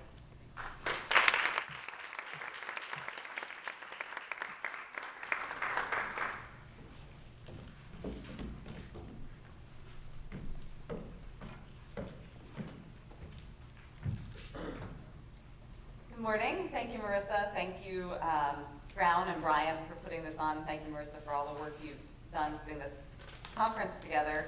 As Marissa mentioned, I'm going to be covering a couple things today, but that intersect pretty deeply. When we talked about what I would discuss today, Marissa mentioned that it might be good to kind of go behind the scenes, as other people have, in talking about this process. So what I want to talk about today is not just Rhode Tour, but how we, as a nearly 200-year-old organization with an established tour program, made a choice to participate in this and to complement our existing tours with this new platform that we have and this collaborative platform that we have in Rhode Island. So I want to talk first a little bit about what we do, why we've made this decision, and then go into Rhode Tour. But thinking back to one of the things that Marc said in the very beginning, and that has been reiterated again and again, and so much of what has come up in the last couple of days in these amazing talks have been that intersection between the new and the old, and how we don't really forget about the old as we go forward, and as the Historical Society, that's sort of our mission. And thinking about how we structure this and not throwing out what works well. And I was thinking since yesterday about 2 young women who I was a judge for a local History Day competition. Not sure if you all know about that, but it's sort of like a high school science fair, but about history. And I asked everyone that I was interviewing what it was, what surprised them the most about the process of doing historical research. What did they like the most and what surprised them? And these 2 very earnest young women who had done an absolutely gorgeous project on the song Strange Fruit, looked at me and they said, we were looking for stuff for ever and couldn't find much, but you know where there's amazing stuff? Books. And I said, yeah. Books are great sometimes. And so, it's that constant struggle with how do we work with people surprised by the notion of books and being a repository ourselves. So we do, between our walking tours and our museums, we do about 1,000 docent-led tours a year. So this is big business for us. It's also a revenue stream. So this isn't something that we kind of can jump into without thinking about how is this going to affect our bottom line, how is this going to affect our staff and what we ask them to do, and our incredible volunteers, about 145 of them, who work with us throughout the year on giving tours in various forms. The decisions that we make have an effect on not just our membership and the public, but also on our business model. And so this is something when we make a change that we have to take quite seriously. But one of the challenges that we had is our commitment to interpreting the past to the public was running up against some barriers. And some of them were technological, and some of them were financial. And we needed to really sort that out, because we are committed to, as many of our partners in the audience are, to making history accessible to everyone and to removing as many barriers to interaction with our historic landscape and our shared and collective past as possible. So how are we going to reinvigorate our delivery models and our content to serve our publics better? One of the things that we are also very committed to as the statewide historical society is collaboration and partnership. In fact, again, like one of my main partners here in the audience today, Newport Historical Society, who you'll be hearing from later this afternoon, collaboration and partnership isn't just something we like to do. It's in fact a strategic agenda that we have, and it's a part of our business model. So we seek out collaborations and we seek out partnerships when they make the most sense for delivering history. So in this era of when the flexible survived, we had to think about how do we do this, and how do we do this in a way that actually increases our reach and increases our sustainability. So with that in mind, I want to back up a little bit and talk about some of the things that were pushing us to contemplate moving from our existing model. In addition to my work at the Historical Society, I'm also lucky enough to teach occasionally. So I teach at University of Rhode Island and Rhode Island College in public history and teach Rhode Island history. And when I was teaching at Rhode Island College recently, I asked my students to do a brief examination of walking tour options in the city of Providence, and then to pick another city globally to look at the various tour options and opportunities available to tourists and citizens in those cities. And I wanted to know at the end, where did they come down on it? Did they think that docent-led tours were the way to go? Did they want a map, self-guided walking tours, an app? What do they want? What do they see working best? They had to interview their friends, their families, their roommates, and ask them as 20-year-olds what it was that they were looking for. And the answer I got surprised me a little bit in that moment, though it really shouldn't have. The answer was they wanted all of it. They didn't want a docent-led tour. They didn't want an app. On Tuesday, they wanted an app. On Wednesday, they wanted a docent-led tour. On Wednesday evening, they wanted a self-guided map. And it's because we really do live in this moment where choice is an incredible part of how people interact with everything. So it might be that they want an app because they want to take a tour on a Sunday evening, and none of them are offered. But they might be going on a date on Saturday and want just the map so they can have a private experience with the two people, but still one that's interactive and interpersonal between the two of them. And then the next week, they might have an assignment and want to go on a tour during the day and have somebody that they can ask questions to. So how do we, as a historical society, let alone ones much smaller than we are, how do we handle, with our staff size, our financial limitations, embedding that much choice in our repertoire? At the same time that we were exploring this with our students, we were also working on a Mellon-funded project, which we call Rhode, the Rhode Island History Online Directory Initiative, where we were mapping and doing a needs assessment of the history and heritage sector in Rhode Island. Now, you've probably heard Rhode Island is a small state, quite tiny in comparison to many others. But it's not small in terms of the density with which we have history and heritage organizations. We have 464 history organizations in Rhode Island, and those are simply the ones that are actual organizations, not just private clubs. These are ones that have some degree of collections, that they share with the public. So this is an incredibly dense historical landscape that we have. And many of them are quite small, and almost all of them, no matter what their size, are struggling financially with cataloging and getting intellectual control of their collections, let alone physical control in terms of their environment. And they're also very much struggling in this moment because in the heyday of the 80s and 90s with school visitation, they had often incredibly close relationships with their local school systems.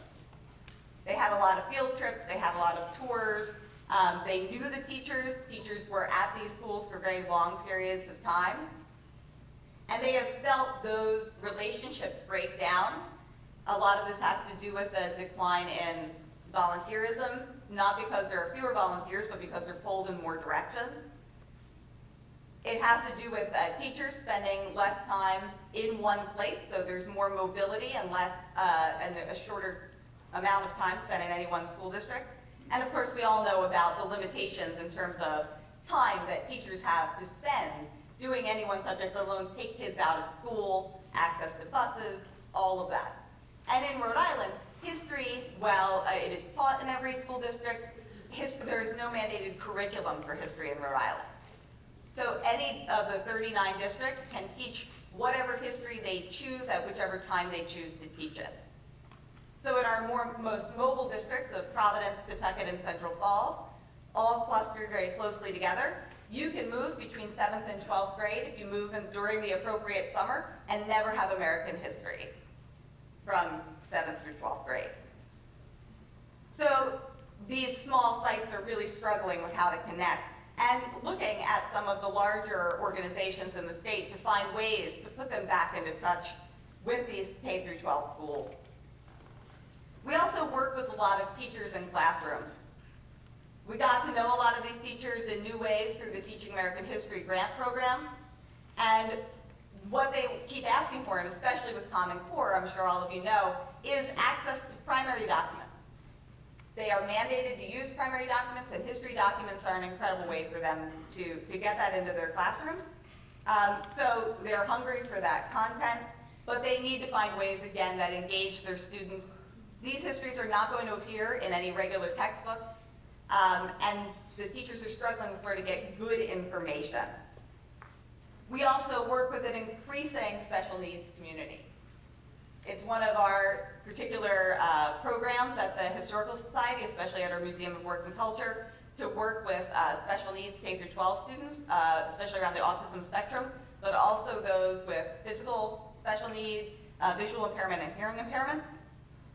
And that extends to our senior community, which is a huge part of the users and participants.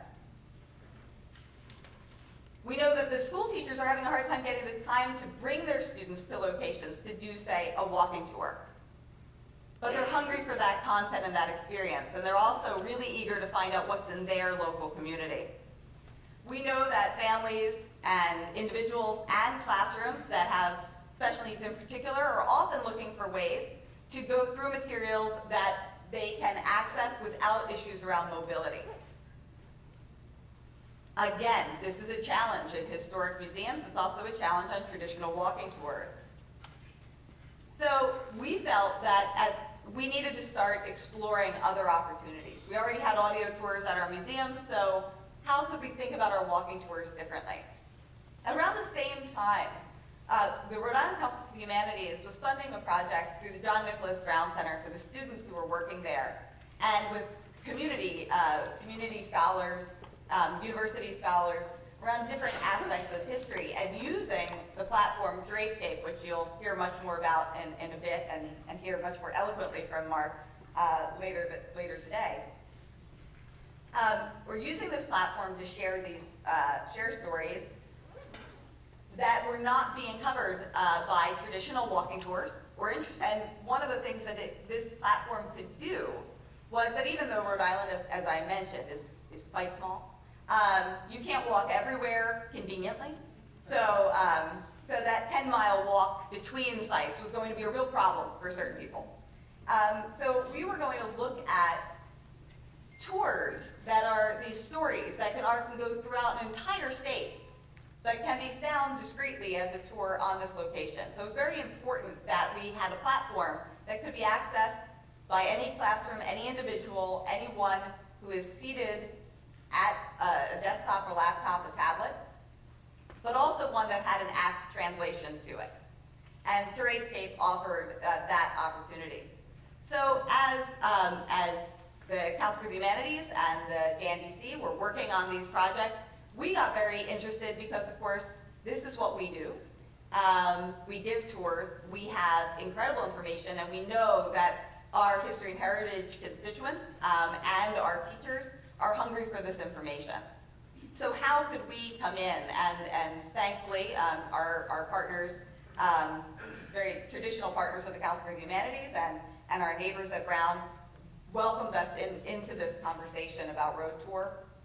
And we're now in the process of figuring out how to best use this and how to add to these tours that already exist. So you already heard from Holly Ewell yesterday. And so as Holly had mentioned, they do this incredible urban pond processional, but they also turn this into a road tour so that it can exist all year round for people who are interested in learning about this pond. It's a great tool to share this message and get it out. It's also an incredible way, not to be mercenary about this, but to show funders what you're doing in a way that they can actually experience it and not have to wait for that event. One of the other ones, the one I wanted to highlight today, Orphanages, Asylums, and Almshouses, was curated by the Road Tour team, largely through the work of Professor Sandra Enos. And it is one of these tours where we could not do this as a walking tour. It is a statewide history and tells stories often of things that are no longer there. And so, but it takes incredible advantage of what this platform affords, and that is ways in which we can still use a very traditional text-based narrative. So you can see we have sort of quotes from the 19th century, and this is about the state home and school. So anyone who is at their computer has access to this to see all of this and this information about the site. You can also, it's pinned on the map, so you can go through the map function as well. You can key in on images. This is Elizabeth Buffum Chase. If you're doing any social welfare studies in the 19th century in Rhode Island, sure, her picture will be there. But it also allows us to embed audio and video functions. And this was really important to us because with a state, and I think it should be the new state motto, which is Rhode Island, historically dense, with the density of organizations here and the material, people have been collecting for centuries the stories of individuals, events, and have been telling these stories again and again. And this platform allowed us to use archival materials from private collections, different organizations, and do it in a way that's... My mother had a nervous breakdown because there was no food, and this was the middle of the Depression too. Everybody was poor. And she had a nervous breakdown, so the state came and picked her up and took her to Howard mental institution, and my father took off. And we didn't want to be there because we remember we were kids. Yeah. We want to be home, even though there's nothing there, that's where you want to be. But now that I think about it now, I really think it saved our lives. Wow. Because So here there is an excerpt of Sandra's interviews with grown individuals who spent time as children in the state home and school. She had collected these years ago and put together a CD of this information, but here was a new way to share these edited audio clips of these experiences. It was also a way for us to embed video. On April 6, 2003, Rhode Island College held a special dedication honoring all the children who at one time spent part of their childhood at the state home and school. In an aim to further preserve the history and legacy of the state home and school, scholars hope to have the last remaining cottage act as a resource center for the study of child welfare. It was just nice to have some acknowledgement that somebody said, you know what, this is important enough for all the children who stayed there that we should do a dedication or a memorial. That made all the difference in the world to me, and I was able to just put that little piece of my life away. So it's helping them. So this allows for a whole new life for this material that was collected for scholarly programs, for work within a university, work done within classrooms, and really does allow it to go into anyone's home, anyone's space. And we're finding people who are looking at this before they would go and visit a certain location.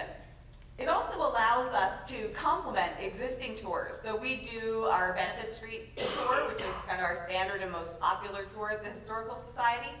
But doing a Benefit Street tour through this kind of app allows for video, newspaper clips, audio, the kind of sound that we heard about in the last experience that we heard about New York. You can do that kind of work historically on Benefit Street in a way that also complicates the narrative and layers in the history of gentrification, the history of communities that have been displaced, as well as voices that are generally not able to be shared in a typical walking tour. So this allows us to use multimedia, use our archives better, give the sites around the state a real handle on. We know they have a sense that they should be digitizing things, but the question is to why and to what end. And so this gives a real concrete way in which we can have a shared platform with a shared language that our users can learn this platform very well and learn how to anticipate what they're doing in that tour, and also to allow sites to see how their collections can respond in conversation with the collections and stories of individuals, organizations around the state as well. So we're very interested in how this can work together to bring various narratives and perspectives from all over the state into one platform to really complement each other in ways that our isolated walking tours haven't been able to before. So we're very excited about the ways in which we're just learning about how to use this technology even better. We're starting to really try to embed better analytics into this process. We hear that is coming even with the app within the calendar years, the hope. So we can start to learn how people are using this on the ground and in their classrooms, in their homes. We're also starting to learn about how to layer things better, how to tell stories in one location about different things. So what are the best practices about creating an arc, about how long people will stay in one place? How many people are using audio? How many people are using video? And then what are the challenges that we face? How do we teach people how to tell a story in a good way that keeps people engaged? How do we have a style guide that allows people to retain their own voice, their own tone, their own individuality? So those are the things that we're working through. How do we include multiple languages into these tours? So those are just some of the questions that we are addressing within our group right now as we seek to develop this as a platform that more people in the state can use. But with any collaboration, there are these challenges. There's the challenge of a technology that is changing as we're changing and growing, that we're struggling to understand at times. It's a challenge for organizations to give up degrees of autonomy.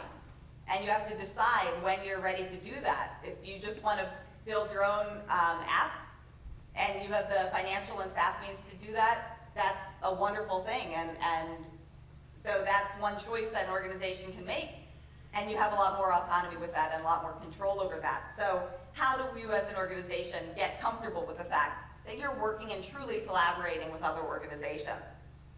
But I think it's an incredibly important conversation to be having, as if we truly seek to increase our use as historic sites and historic repositories, we need to find those ways and those languages to reach as many people as possible. And for us, Road Tour is a way that we're hoping to do that. Thank you.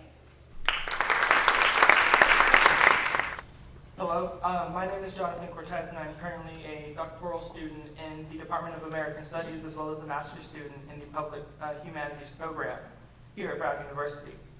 I will be introducing Dr. Mónica Muñoz Martinez. Dr. Martinez is an assistant professor of American Studies and Ethnic Studies at Brown University. She received her PhD from the American Studies program at Yale University, where she co-founded the Public Humanities Initiative. Her research has been funded by the Mellon Foundation, the Woodrow Wilson National Foundation, the Recovering the U.S. Hispanic Literary Heritage Foundation, and the Texas State Historical Association. In addition to developing her manuscript,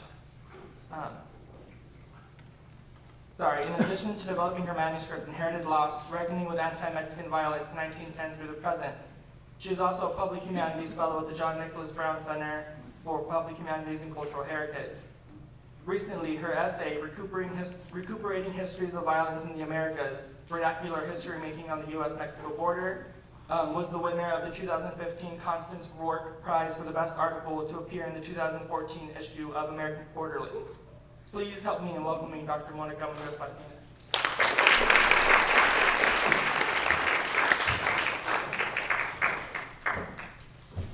Thank you, Jonathan. Everybody please give Jonathan a round of applause. He's been working with me for a few years now and is a research assistant who, when you give somebody the task, you say, Jonathan, I just found out about a new lynching and I need some newspaper articles to help me write this history. And you go and immerse yourself in this history. It's not an easy task for somebody to take on. And so with collaborators like Jonathan, some of the students that are here in the audience, Esteban and Mayaka, this work is really possible. It's also possible by the support of the John Nicholas Brown Center, who pushes academics here on campus to think about the publics and to make sure that their research and their work has multiple lives, that not only sits in these books these students take many years to find, but also sits and interacts with the public and is accessible. So I also want to thank Brian and Brown University for collaborating and for Marissa for being a fierce leader in this whole task. She's been just zipping around nonstop and working effortlessly. So I want to thank her for inviting me to participate. So my research is located, I'm representing a group called Refusing to Forget. But my own research is located at the intersection of American Studies, U.S. History, Ethnic Studies, and the Public Humanities. And I've been working across these fields to grapple with the relationship between historical narratives, memory, and contestations between official narratives and vernacular histories. I'm also interested in how power functions through public history. So I'm going to talk a bit about that today. I came to the topic of studying the long legacy of racial violence in Texas through my own interactions with Texas public history. I was born and raised in Texas, and for those of you who live or who have ever visited Texas, you know that Texas pride is fierce and it's aggressive. This is just one example. You go antiquing, people celebrate the Texas Revolution, 1836, and they will warn you that they are packing heat. They don't use public services, they will take you on themselves. So I'm interested in how people navigate the spaces of Texas history, the Capitol, the memorials, the monuments, the historical markers, and the textbooks. And I'm collaborating with a group to commemorate and memorialize the efforts, this long period of anti-Mexican violence extended from 1910 to 1920 that has been popularly forgotten. So it's estimated that between 1910 and 1920, thousands of ethnic Mexicans, some who were American citizens and others who were citizens of Mexico, were killed. And there were no consequences for these killings. And so with the centennial is upon us, and with a group of historians, local residents, and cultural institutions in Texas, we're participating in efforts to memorialize this history and really push for a public reckoning with this period of violence. So I'm going to talk today about the challenges of this collaboration and working with the state. And I'll also end briefly with a description of Mapping Violence, which is a digital project that is attempting to visualize loss, grief, and bring this database of anti-Mexican, anti-Black, and anti-Native violence really to public audiences. And so we're at the sort of, we're entering the digital frontier. So all the tours that I've heard about today have been really, my wheels are just turning with excitement for the possibilities of that project. So today I'm going to focus my comments on current conflicts in Texas public memory And to do that, we're going to learn about two spaces in Texas where people learn Texas history outside of mainstream cultural institutions. I'm going to talk to you about first a Dairy Queen in a small rural town in Avon, Texas. And the second is a community gathering in an even smaller rural community of Rock Springs, Texas. So using screenshots of Google Maps here, you see Sabinal is west of San Antonio, and it's next to Rock Springs by Texas standards. So let's think a little bit about Sabinal. This is the Dairy Queen of Sabinal. In Sabinal, the Dairy Queen provides some of the only gathering spaces for residents outside of public schools and churches. The Dairy Queen, for example, offers more than just fast food gratification. It's a social space. Men gather for coffee in the morning, friends meet for ice cream, and athletic teams unload from school buses to fuel up after competitions. In the rural town short on cultural institutions, the Dairy Queen is also a community space of remembrance.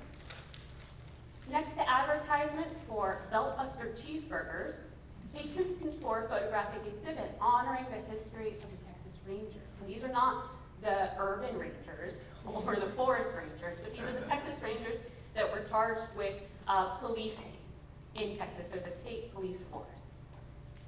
The walls display photographs, such as this one, of companies of Texas Rangers that patrolled the area in the early 20th century. Aside from rangers, the common items in the photos include rifles, horses, and rangers themselves. During a recent trip, my encounter soon changed from genuine intrigue to shock as I noticed two photographs of mob violence. On a wall next to an advertisement, one of the images reveals 7 men standing in front of a wooden shack with the printed words, "Ready for the hanging," while a second image shows a shack with a man suspended from the rickety roof by a rope tied around his neck. This is the photograph that I took very quickly because I didn't want to have questions about why I was taking photographs. But you can see just the exit sign up above, the end. So this is mounted right next to the exit sign in the Dairy Queen. You also see the casual display of this image of violence right next to the mulate advertisement. And this is also right above the trash can. So people who were going to discard their Beltbuster cheeseburger remnants or their French fry containers see this exhibit. This exhibit raises questions about shared histories of violence and the glorification of state apparatuses popularly imagined to be founders of national and regional security. The Texas Rangers today remain celebrated in literature, television, like the Lone Ranger and Walker Texas Ranger here, and even in professional sports, like the baseball franchise Texas Ranger, formerly owned by W. Despite this iconic status, the photographs of the Dairy Queen expose the tensions and contradictions embedded in Texas memory. For some residents, the Rangers invoke feelings of pride and nostalgia for frontier cowboys. But for others, they invoke fear and memories of social vulnerability to state-sanctioned violence. A social vulnerability that, for some, are not as far removed as the dates labeled throughout the exhibit might suggest. The history of the Texas Rangers is preserved and presented through historical institutions such as the Museum of Texas Cultures in San Antonio, the Bullitt Texas State History Museum in Boston, and the Texas Ranger Hall of Fame and Museum in Waco, Texas. The Texas Ranger Hall of Fame actually mounts and has portraits of some of the Texas Rangers who have the most violent histories and records in the state, for not only policing Mexican residents, but also for in the 19th century being the architects of genocide of Native and Indigenous communities. So there are multiple racial groups that look at these state agents and these icons of Texas history with trouble. While some exhibit silence or subdue the role of racial violence in their narratives, others casually display images of racial violence without concern for the potential discomfort to some viewers. To the contrary, however, these displays have an intimidating effect and help make claims for belonging for some residents and the exclusion of others. From vernacular to state official exhibits, Texas museums in the 20th century failed to address histories of racial violence within the progressive narratives they constructed. And so this is an effort of my role as a historian in pushing state cultural institutions to participate in relooking at this history of racial violence. So now we're going to move from Savannah to Rock Springs, our second location located about 90 miles northwest. The natural beauty of the hill country was the backdrop for arguably the most well-known lynching of a Mexican national in the United States. In 1910, increasing racial suspicion of Mexican laborers arriving in town boiled over. When an Anglo woman was found brutally murdered outside her home, local residents set the hills ablaze. On November 2nd, 1910, 40-year-old Effie Greer Henderson lay dead on her porch. The young mother was survived by her husband and their 5 children, and soon after the murder, a posse apprehended and arrested Mexican national Antonio Rodriguez, who crossed paths with the posse on a nearby ranch. That afternoon, a group of local residents removed the accused from his jail cell and marched him towards the end of town. The mob bound him to a barred mesquite tree. They saturated the heat with kerosene before setting it on fire. Competing histories of this case in Rock Spring are preserved in public memory in Southwest Texas and ingrained in the local landscape. At the Edwards County Cemetery, a granite tombstone reads, Antonio Rodriguez died November 3rd, 1910, burned at stake. Not more than 50 yards away stands a tombstone of Effie Henderson that reads, Mother, born July 20th, 1869, died November 2nd, 1910. Just as the gravestones of Antonio Rodriguez and Effie Greer Henderson remain in Rock Springs, so too do the memories of their murders. This act of mob aggression significantly added to Rock Springs' reputation as being one of the most racially hostile towns in Texas. And people remain divided today as to whether the lynching was an act of justice or merely racism in action. These are photographs of the tree that's over the Rodriguez tomb, the grave. This is an image of the grave as it is now in Edwards County. And close by is the gravestone for Effie Henderson. So memories of the lynchings live beyond newspaper accounts, consulate records, and historical narratives. And truly, this was a lynching of a Mexican national that left a huge mass of documents in its wake. There were consulate investigations into the lynching. President Taft had to respond to what was happening in South Texas. Students in Guadalajara had protests against anti-Mexican violence in this period. So there really was a rich historical archive to look into this lynching. But for the most part, people in Rock Springs don't remember the diplomatic crisis, right? They remember and have been telling the story generationally from one generation to the next and have competing memories of this lynching itself. On November 4th, 2010, approximately 50 residents gathered to recognize the 100-year anniversary of the murder of Henderson and the lynching of Antonio Rodriguez. A group of Anglo and Mexican Americans convened at the Catholic Church in Rock Springs for a memorial service for Rodriguez. Later, residents moved to the cemetery for a candlelight vigil where the group prayed, sang, and surrounded the local priest as he blessed the graves for the departed. During the Mass, the priest led the residents in a prayer for the souls of Rodriguez and Henderson, for both of their families, and for the persons who brought harm to them, and for the residents of the area to release any lingering grief.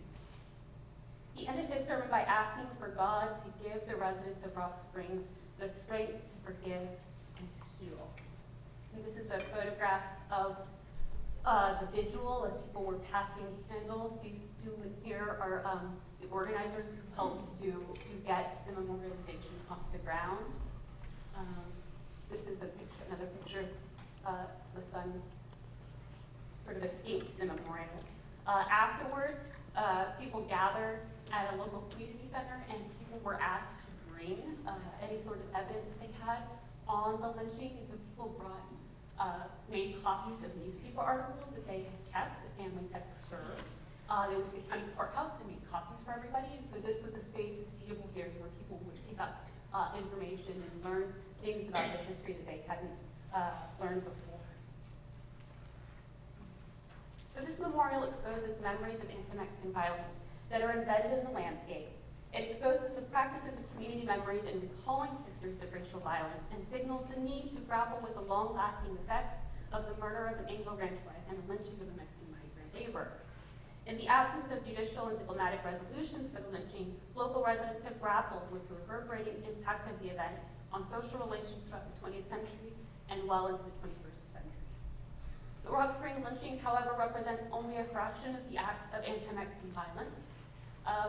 And current federal and state policing regimes really have roots in this period of violence that need to be investigated. But for residents in Texas, this history continues to be divisive. The period of anti-Mexican violence has become widely recognized amongst historians as a period of ethnic cleansing in our history that is popularly forgotten. Books, lots of books have come to this conclusion, but popular memory has remained. And so one of the questions that I want to think about is how is it that public history can work to really change popular understandings of Texas history to reflect on this moment of violence? And there's some real obstacles to doing that work. But as the centennial has arrived, Refusing to Forget is a collaborative effort to mark this centennial. And so we're collaborating to memorialize, to reckon with this period of violence. The efforts will help to recover the contributions not only of victims, but to actually look at early civil rights pioneers in Texas who protested these acts, and to really help reshape common understandings. And so public dialogue is something that we're working for. We're doing it in a series of ways. We've applied for Texas state historical markers to designate some of these locations. The lynching of Antonio Rodriguez is one that we've submitted applications for twice and have both been denied. Others, we have been successful in terms of getting the applications and the markers approved, and I'm happy to talk about some of those dynamics later in the talk. So, but there are two big questions that I would like to pose and think through with you. The first is, what does it mean to reflect on the long consequences of this period? Memorialization and creating public space for mourning loss is a needed part of this. This is something that can be done, however, outside of the state. The residents of Rock Springs are really a great example of people who aren't waiting for state institutions to say we need to have a memorialization of this event. They did this work on their own. But for bringing about a full reckoning with this period of violence, it also requires the involvement of the state. State recognition, not only of this period of violence, but of the state's involvement in this history. So Texas governors, Texas Rangers, U.S. soldiers, and other state administrators who participated and called for these acts of violence. To take the state, to have the state take responsibility for past crimes means having the state institutions that play a role in shaping popular understandings of Texas history to take this period seriously. Towards this end, we're collaborating with the Texas Historical Commission and the Bob Bullock Texas State History Museum for a multi-year series of historical marker unveilings, public lectures, and an exhibit at the Bullock Museum in January 2016 that will then, if funds allow, for those who are at granting institutions, the exhibit will have another life as a traveling exhibit. The second big question, however, remains how to reshape common understandings of Texas history. The obstacles to this seem insurmountable for a few reasons. For one, since the early 20th century, politicians, the mainstream press, and state officials criminalized Mexican residents and called for their violent policing. And that phrase echoes today, resonates today. The label Mexican bandit gave local vigilantes, police, state agents, and U.S. soldiers a license to kill at will. In my own research, I document how politicians, the media, and historians convinced broader publics that anti-Mexican violence should be remembered as a symbol of progress and a moment to celebrate. For them, more dead Mexican bodies near the border meant safer conditions for Anglo settlement, consumption, and capital. So efforts to control historical representations of this violence became critically important in state-building efforts. And one of the best examples is what occurred after the start period of violence. In 1919, there was actually an investigation into the actions of the Texas Rangers, for their role in orchestrating and participating in violence. People were interviewed in front of a legislative committee. The transcripts of the investigation describe how this period of violence transformed the landscape of the border region. Testimonies recalled a landscape littered with corpses. Testimonies of more than 1,600 pages offered examples of police abuse and extralegal acts of violence at the state police. And this is actually, the Texas State Archives have now digitized the investigation online. There's 3 volumes of these hundreds of pages, and a range of people were interviewed. And this is like a new historical resource that's now being widely made available for people to study and interact with. Despite the findings of witness testimonies, the investigation did not shift the culture of impunity. To the contrary, during the investigation, commissioners and some witnesses defended ranger abuse and supported brutal methods of policing. The proceedings did not change the procedures of the state agency, nor did it lead to the prosecution of any rangers that were shown to have committed murders or participated in terror. In the wake of the 1919 state investigation, the state administration took a series of steps to ensure that the widespread use of extralegal violence by agents and the efforts by state administrators to cover these crimes would not undermine state authority. The state actively moved to erase the atrocities from public dialogue. The first step in this process was actually sealing the records of this investigation. And so the testimonies and records of state-sanctioned brutality and horror were filed away in state archives. Historians and state institutions would do better than that. They would make a popular historical narrative that did not erase this period of violence, but instead venerated the agents who were bringing Texas to a state of modernity. Their violent policing practices with Colt 44 revolvers in hand would be celebrated and immortalized as the embodiment of Texas masculinity and pride. One Texan, however, had access to the investigation. State archivists allowed a historian of the University of Texas at Austin, Walter Prescott Webb, access and unlimited access to their investigation and to their archives. He wrote and published the book, The Texas Rangers, A Century of Frontier Defense.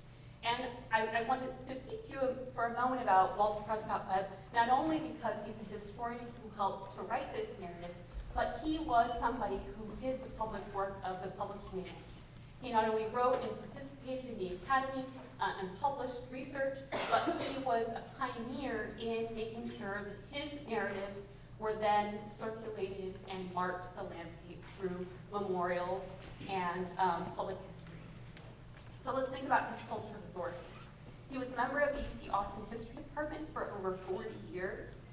He was the director of the Texas Historical Association for 7 years. He served one term as president of the American Historical Association, and he also received 2 Guggenheim Fellowships, not 1 but 2, and a Ford Fellowship, among others. So selecting Webb to have full access to the records, the state institution left the Texas Ranger legacy to a well-trusted and well-respected guardian. This is his photograph from him at his time at UT Austin as a history professor. This is my favorite picture of him because he looks so tenacious. But this is, we'll go back to this one.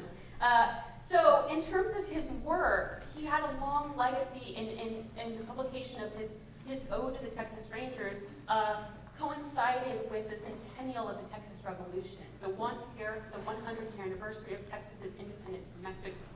The state allocated more than $3 million of state funds for the construction and placing of markers, memorials, and buildings. And they commissioned the construction of monuments to honor the early patriots of the state. But they also funded the purchase of land and celebrations for state pageants and for expositions. And so in total, the state placed over 1,000 exposition buildings, memorial museums, statues, and markers around the state. And that's what helped to imprint his version of the history of violence that I'm describing to you across the state. These are photographs of the Texas Centennial, of advertisements, promotional material for the actual celebrations in Dallas. These are some photographs of some of the memorials that were unveiled in different parts of Texas, and these were miniature souvenirs of cotton bales. So they also celebrated the agriculture of Texas, not just some of their favorite icons. Also going to move through to show you that children were encouraged to participate in the celebration of the Texas Rangers. They too learned the lessons of the Texas Rangers and Texas history. And you know, I'll take you now to thinking about the historical markers in Texas that now exist, that in many ways mirror this narrative that justifies the racial violence that occurred in the 19th century and the early 20th century. And this is a historical marker that was erected in 1970 outside of small town Uvalde, close to Savannah and to Rock Springs. And it's an example of a marker that is called the Chalk Bluff Indian Massacre. And the marker itself marks violence at the hands of indigenous groups against Anglo settlers. And so this is one of these markers that continues to call for the militarization and policing of indigenous groups. And so it's an example of one kind of history of violence that is erected in Texas. And you can also see from a close-up what some people have thought of this representation of the history of Texas. You see some gunshots, some profanity, and you know, I show this to help people think about the reality that in places like Texas, Texas historical commissions are not seen as allies. They are seen as racist institutions. And so there's a real urgency behind the work that we're doing, not only to make sure that these historical commissions or the museums attend to these histories, but also that they start to repair relationships with huge demographics of people in the state of Texas, right? Texas is not, will soon be a minority-majority state. In many of the counties, like in Edwards County, they are minority-majority counties. And so when we think about the audiences of public history, if we don't start to repair relationships with communities that are diverse in these states, there will be a missed opportunity that the audiences will continue to shrink as population and demographic changes emerge.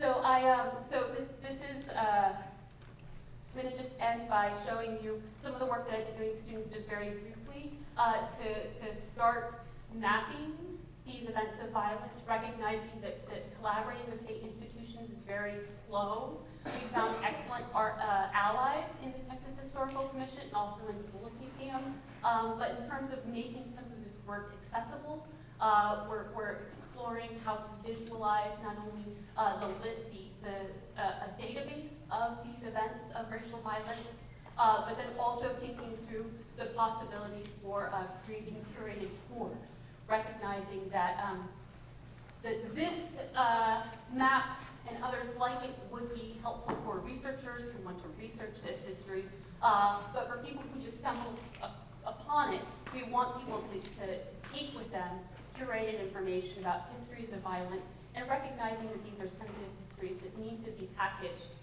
in ways that are accessible not only to adults but also to children so they can be used in higher education. So I'm going to end there because my timer is out, just barely. And look forward to the conversations with my colleagues who have exceptional ideas for the best ways to use the digital community tours that we've been discussing today. Okay, thank you. Welcome back. Hope your bellies are full and you're ready to sit, listen, and ask questions. Hyper-caffeinated questions at that. So once again, just a round of applause again for this incredible panel.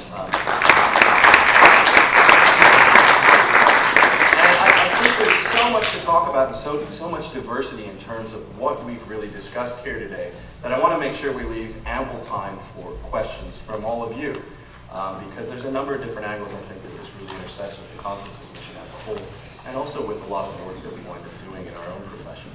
But I want to lead with one quick question that I want to open up to the entire panel, so answer however you'd like.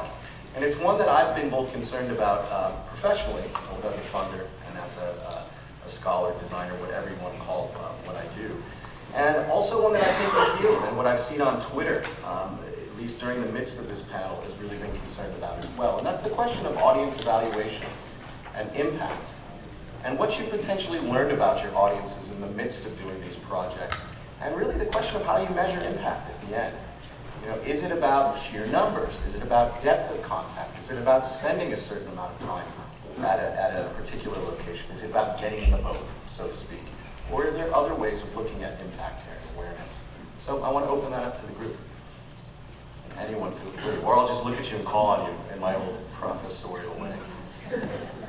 Well, I'll start. I mean, I have a couple of ways of measuring audience that are pretty traditional. One is, you know, when you have an app in the store, you're able to look at downloads, not just sheer numbers, but you're able to see geographies of download. And I very quickly realized that we were getting downloads from like Romania and Japan, and many of these people probably weren't coming to do the on-site narrative. So I realized that with many of these mobile documentary projects, there's definitely going to be an online audience for it. And so, you know, I had started off more audio focused, and that made me realize that, hey, if we can have a video component where some of it's easier to share over the web, and I think video is a little easier than audio to pass around, that would behoove, you know, having a larger online audience. And then the second thing we did is more qualitative audience testing, where we actually shadowed people taking these walks and took notes on what their experience was like afterwards via interviews. And that was great. I'd say the third component that might be been the most important is that concierge that you saw. The people who are like the permanent parts of your exhibit on the ground. And they'll report on A, numbers that are coming, but also B, what it means to them. You know, what it means to be able to have this kind of like, in the concierge's case, this kind of very intimate connection to both the neighborhood and the history. And sort of the pride that he felt that he was part of that performance was, I think, another way that we got data on audience. And for me, you know, when I'm also giving advice to other people about making these types of projects, I really always recommend to first look at who your audience is, you know, and then the goals that you have for that audience. And thinking about, you know, what does that impact really mean to you, and how will your project be successful based on the goals that you have for the audience that you are really focusing on. And so for us, you know, the whole gist of this project was creating a difference in perspective, and also just getting people to really look at how the relationship with the city is and what kind of power that they have over that. And so that is very much more of a qualitative impact that we really wanted than a quantitative impact. And so that was really our central focus. And our feedback from the walk has been overwhelmingly positive for those who have done it. So that's really like our, I guess, summary of that. And then for the people who aren't actually located on the ground or just couldn't have access to the neighborhood, we created a website where you can listen to different audio excerpts. And so that's also how we reach those people who are not in the neighborhood itself. I'm really taking notes on the presentations that I saw where people have built-in feedback and people surveying the users as they're using the device. I think that's ingenious. I think the Lone Rangers also took that model, the Lone Rangers, the Urban Rangers with their student projects, which is, you know, to take hold of the momentum and get the information soon and quick. For our public project, you know, we're still at the exhibit hasn't been unveiled yet. It will be in January 2016, but there's a big buzz in Texas. There are, you know, we're getting media coverage, and because of the tensions in Texas surrounding this history, we were very apprehensive, and actually the people who have been reaching out from all different ranges of Texas residents have actually been reaching out with more information. And so we've been able to conduct more interviews with people who have information of this history. People have donated for the exhibit their objects from their personal and private archives of their family histories, and these are people from all walks of Texas history and all walks of this side of history. So it's been, so what we're actually doing with the Bullock and as a group is building in these mechanisms in our social media interactions, but also for the museum exhibit itself, to offer opportunities for people to volunteer, to be interviewed, and to tell their stories. And so thinking about the centennial as not being a sort of closing to the story, but actually an opening up of the public dialogue. So that's where I'll leave it there, and I'll let you know how things go in January with the unveiling. Can I just ask just something about that? Because you're at an actually really interesting stage in terms of impact and how you foresee it down the line. Because impact and our measurements of it evolve and change as a project goes on. But what is your goal at this point then? I mean, is it awareness? Is it participation? Is it engagement? Is it really curating those communal histories and so on? It's all of those things, and it's also to collaborate with families who have been trying to tell these histories for generations. And so for example, the efforts to get the Texas Historical Commission to mark some of these histories, the lynching is one that has not been remembered. Another that I wrote about in this article that received an award. It's a bittersweet award because on the one hand, more people are reading about a double murder that occurred in Hidalgo County on September 27th, 1915. So the centennial of this tragedy occurred this weekend, and we will, instead of planning the unveiling of the historical marker to actually reckon with that history, I'm having to explain to the families why we have to submit the marker application again. And so there is, this sort of moment of reflection where the conversations and the dialogues are occurring, but there's a lot of work that has to be done. And if you think about places like the Dairy Queen in Savonal, there's a broader context for the importance of these dialogues to continue. I guess I'll go back to the more mundane issue of evaluation. And for us, I think there are, each piece on the steering committee, we have 3 quite different organizations. And then within that, each tour, we've had different creators of those tours. So there are different projects that have different particular measures that they're interested in. So it is a challenge. But I would say, in reflecting on, for the historical science perspective, there are certain measurements that we're going to be able to find with increased use of analytics. So those same things that you're talking about in terms of how many downloads are we getting, what are the demographics of the people using them, what's the difference in those between who's using the app versus who's using the desktop version of our road tour. So we are very interested about how it's being used as a tool. But above and beyond that, I think there will be pieces of this as we begin to think about how classrooms are using it. So that will be a more traditional sort of question and answer, luckily with the incredible kind of connections with teachers that we already have of asking, how are you using it? And doing a bit of sort of longitudinal evaluation about early adopters and then how it is used going forward as more things are added to the site. So I think there will be different evaluation markers in the beginning as we try to get people interested in using it, and then to follow how they're using it.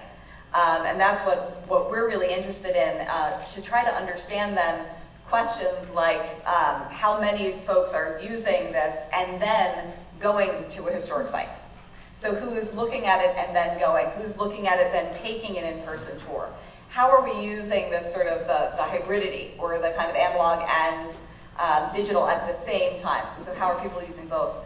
So we are also looking at, as we move forward, using CurateScape, using some of the tools that we can add in to increase comments. So we were looking at Discus yesterday to use a platform that allows us to get, we looked at one example yesterday where people took a tour of their community and then added in their own photographs into the comment section and said, this is my family doing that. And so that's another way I think that all of us are interested in measuring the utility of this tool, and that is to collect those histories that are not yet in the hands of sort of public repositories. What's out there? What are those hidden collections that we can start helping to identify and connect people more deeply with their family history being a regional history and a national and international history. So I think that as many audiences as we have ways that we're interested in measuring, and it's really going to be a project by project tweaking of that measurement that we look at. Thank you. And just one quick related question too that I think also was asked before, during the conversation, and I think it's worth asking in this context as well. In terms of building awareness for your project and actually getting it in the hands of the audience that you want to. What are some strategies? What are lessons learned here? Because in an increasingly crowded media landscape, an increasingly crowded digital humanities landscape, it's no longer enough to say we're going to build a milk carton. So in what ways are you attempting to use outreach and use the project as a way of really building audiences and also finding audiences? Social media for Steve Lubar, who has all of the Masters in Public Humanities students develop a social media profile, and that for this project has been what has helped to garner a lot of interest and excitement, and actually families that have reached out to the project have reached out to us through Facebook. And also after newspaper articles that have covered this history or have covered the efforts have been published locally in Austin or in San Antonio, it's helped people to connect with the website to find more information. And so in figuring out that people are actually clicking on the bibliography to find more information, bringing in other historians and other cultural institutions to guest blog on the website has been really a great way to build alliances, but also to build momentum. But I could not have anticipated that somebody who was in their 60s or 70s would be contacting Refusing to Forget through Facebook. That's how they keep in touch, I guess, their grandchildren. And so they're on it. But people are very active in contacting the group in that way, which is exciting. Right, and I also think it's really important to think about how you're meeting your audience on the ground, and how, for these very specific location-based projects, you're actually gaining awareness and activating their interests. I mean, there's many different physical ways to do that, whereas, if you're actually in a public space where you can get some sort of permit to have a sign, oftentimes actually I recommend going through the arts councils, and they can support you as an artist. And oftentimes, the New York City subway, they'll support artists to have, certain posters up, or certain ads. And and this is also quite difficult because you're also then contesting with all of the commercial advertisements that are also everywhere. And so really trying to get some sort of more formalized support through councils is a good way to get some sort of plaque up or some sort of, semi-permanent sign at those locations. And then I also just recommend, as I said during my presentation, to think about what events or formal conferences or festivals that you can adhere your project to, because that will have a very focused audience that can do your project. And then there's a built-in audience essentially. So I think a couple of things are important for the projects that I do. One is this idea of an anchor media piece. And in the case of the Inclusionary Housing Project, it's a film/performance. I would say that, so that people have access to something that first is more traditional. They can watch it online or on TV even, and then they can have this kind of mobile extension from it. The other component I think that's really important is making history topical. The fact that I'm doing a project now that ties into issues that are going to be voted on in a couple of months in San Francisco. It's something that's already got a lot of press and energy behind it, tends to bring in people naturally by virtue of its content. And then the other thing I'd say is partnerships. It's been incredibly key to have certain businesses in the area where the story is set actively recruiting people to come to performances, hosting performances, getting public stations like KQED and larger media channels interested in putting the content out there. And then the last thing that I'd say is that there are certain pitfalls, that I do think if you're especially talking about location-based media, we thought that those markers that we put up around Gloucester were gonna get downloads, and we've seen zero evidence of that. And so this idea that people are going to scan a QR code and there's going to be somebody who's just wandering is going to step into your story. No, that's not going to happen. It's going to be more by appointment. I think people are going to download and then jump into the story. At least that's the evidence we've seen from Gloucester. The second thing is that I do think that there's this idea too that if I get a mention of a mobile project on a TV or a radio announcement, that's also going to lead to audience. And there's been very little evidence of that too, because you think about it, somebody has to write down a URL or remember it, then download it, then go to the place. And so, that's why I think it's really important that we have organizations like Detour.com, which is a for-profit business that is massively marketing and massively creating a new practice, which is to get out into the world and explore. And Disney in its own right, they're not necessarily doing historic content, but they're creating that practice in their theme parks where people are beginning to expect that they can get rich media on their phone that immerses them in places. Yeah, and I think that's really important to think about why do people go out to events in the first place and what actually draws you.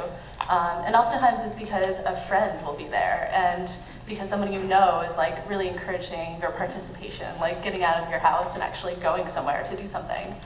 And so, I think that as, I was talking about, the importance of science, but I also think that like QR codes are greatly overrated in terms of like encouraging participations. Most people just ignore flyers on the streets. So and two so you orders have of to, business today, we have QR codes down, and Rhode Island history is, wait, what is it? We're very dense. We're historically dense. Oh, okay, yeah, I think mine meant the opposite. So. Sorry, go ahead. yeah, but that was basically it. We're in the early stages of this. We were talking to each other a lot yesterday about what we want to do to actually get the word out. So this has been an incredibly well-timed conference and conversations for us to be participating at a point where we have put a lot of content into what we have so far and developed a lot of content that's not up yet as we're working on this.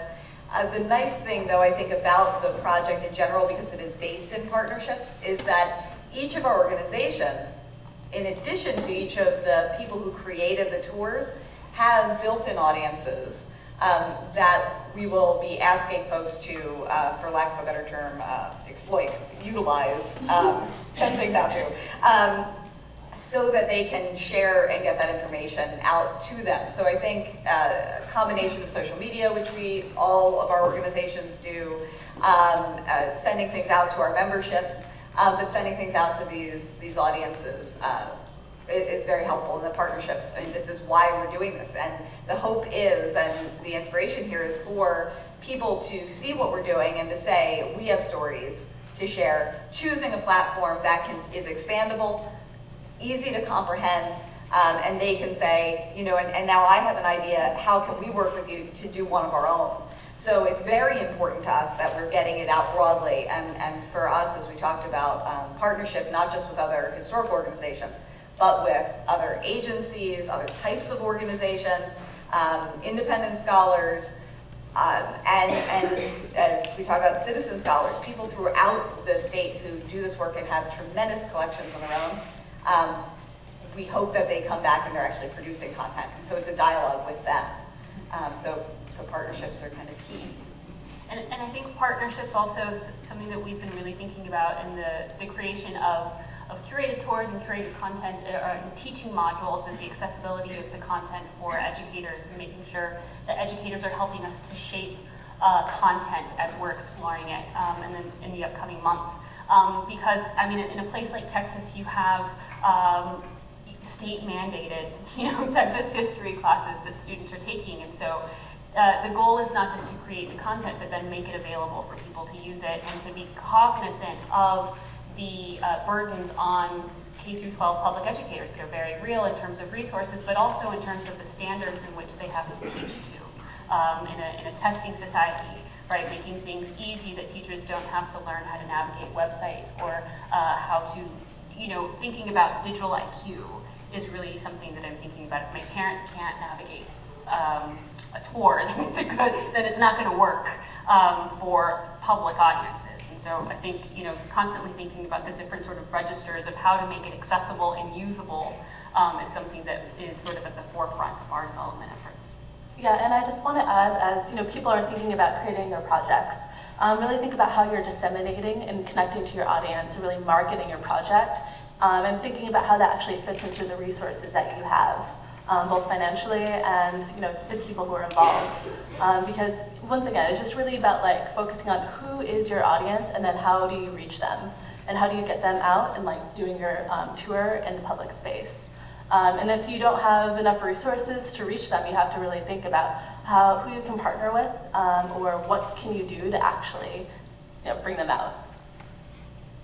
Thanks. Let's open this up to questions from the audience. And we have our first over there, I believe. See you there. I'm pretty loud. Hi. Can you hear me? Okay. So I had a question, a general question, everyone, about what the sort of long-term preservation plans of the content that you're gathering is, what the afterlife of some of this content, whether it's audio or video or data about things is, or do you tend to focus more on just the present and the current forms of engagement? Like how much of a role should, this is a digital archivist question, should considering preservation factor into these sorts of projects? For us, at this point, and it's an interesting question, and one we're talking a lot about, because what we're dealing with, even more broadly than that, and more basically than that, is issues around ownership of when multiple people are participating, organizations, individuals are writing and producing content, who owns certain things. And in the case of, and for us, if a scholar or an organization, most of these digital audio things have not been produced just for this project. Road Tour is a platform that is sharing those things, so those are owned by other repositories and other individuals already. So that I think that the issue is not that this is produced content for Road Tour, but rather repurposed content that's already in other repositories. So for us, we haven't yet kind of got to the point about what is the longevity of this, because we don't own that. So we're not as worried about that. So I have two things to say about that. Like, one is the fact that a lot of our projects are based on video, makes it much easier to archive components of the experience. That said, to maintain apps going in both the Google Play Store and the iTunes App Store requires maintenance. It's not a ton of maintenance, especially because we have a fairly simple platform, but for the Gloucester tour, we had to do a pretty major update to make it work on newer devices. And so that's just part of that beast, is it's gotta be maintained. I would say too that tour that we did in Boston has been running continuously for 6 years. And so none of our partners wanted to remove the installations. They still have the installations. That does also require a bit of maintenance, but they're small and simple. And so that to me is something I didn't expect, that the partners, we thought it would run for 6 months, and it's been 6 years. Can I just add to that in terms of use of the platform and that kind of maintenance? It was one of the reasons I think we decided to go with something that we didn't create ourselves, but rather a platform that was being maintained by CurateScape. And so that we weren't in the position of having to manage the technological updates ourselves when none of us are the tech side of that. And so it made sense for us to partner with someone who was a company that was going to do that. So there are fees associated with doing that, but ones that we felt were the most useful for maintaining the longevity of the project.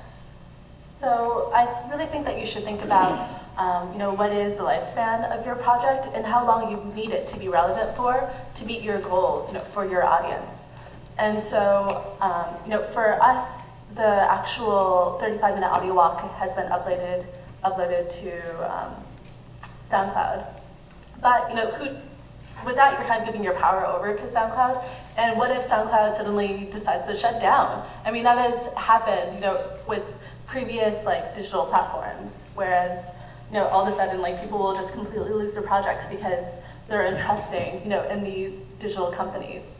And so we also have a website that I pay for the hosting for, and it's just as long as I want to spend that money. But as well, I sort of created the project. I could have decided that, I really just want this project relevant, for maybe a few weekends where I really try to get people out and doing this audio tour.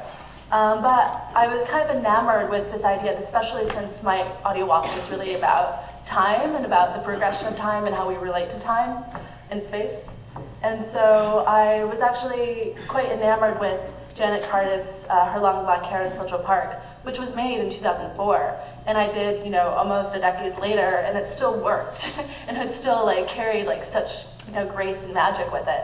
And so I also wanted to kind of I created the audio walk, Southside Stories, hoping that people can still do it in a few years and it can still be relevant or applicable in some ways. But that also takes a lot of maintenance, and you just really have to plan in like how much dedication you are keeping towards it and those resources that you can to keep the project updated. And then also when you decide that the project is done, whereas I think that's a huge problem, not just in audio-based tours, but all like in digital-based projects, and especially like web-based projects. How you will keep that so people can still reference it, but it's still, the archive is still alive in some way. Good questions. Your point about the lifespan is very, very interesting. What you're talking about seems almost analogous to the distinction between sort of changing exhibitions and museums and how you effectively interpret the permanent collection. And while these projects are great, they're obviously costly, demanding, and can be high maintenance. And to me, I think the great need is for long-term interpretation of places that people care about, so that if you're going to Newport or anywhere, Providence, what kind of apparatus works in a long-term way, so that the cost of implementing an interpretation can be, kind of absorbed over many, many years. I like the idea that the project was 6 years, but then when you say QR codes are dying and that SoundCloud might not be there, I worry.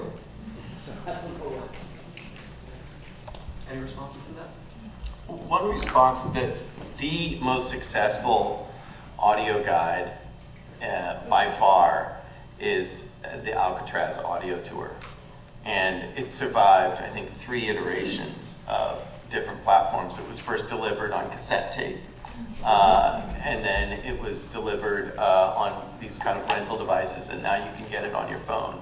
And so, the big thing, to get to your point about important sites being able to develop something that lasts for years, to me, is that the content was fascinating. It was very, very well produced, and that kept it there. Nobody wanted to see it go away as these new platforms went on, because it was original interviews with prisoners and guards. The second thing is that they actually retrofitted the prison itself with a walking path and with installations in specific cells that also became a part of the site. And so I think that in tandem, the content, the installations, and it makes these things have a much stronger life of their own. I think that, and I don't mean this to be terse at all, but the best longevity, the best thing that we can do to make sure that whatever tool we're using to deliver them happens is preserve and protect your collections and your museums and your historic sites. And those are the things that have been there and will be there if we maintain them and we care for them. And the tools are going to keep changing. And the ways that people want to and need to interact with them are going to keep changing. And I think it's very important for us to stay engaged in the changing landscape of how we use and people want to experience those things. But if we lose sight of the caring for the collections and the buildings and the actual history, then we lose our ability to use whatever platforms come about. And so for many of us who are in the history business, in a way, it's how do we balance the time of our staff and the time of and the amount of our resources on caring for the physical, caring for the actual object and the people in front of us, and delivering them in different ways. So I think we just have to make sure we're maintaining both at all times, to be able to make sure there's a landscape for us to have fun with these different kinds of platforms.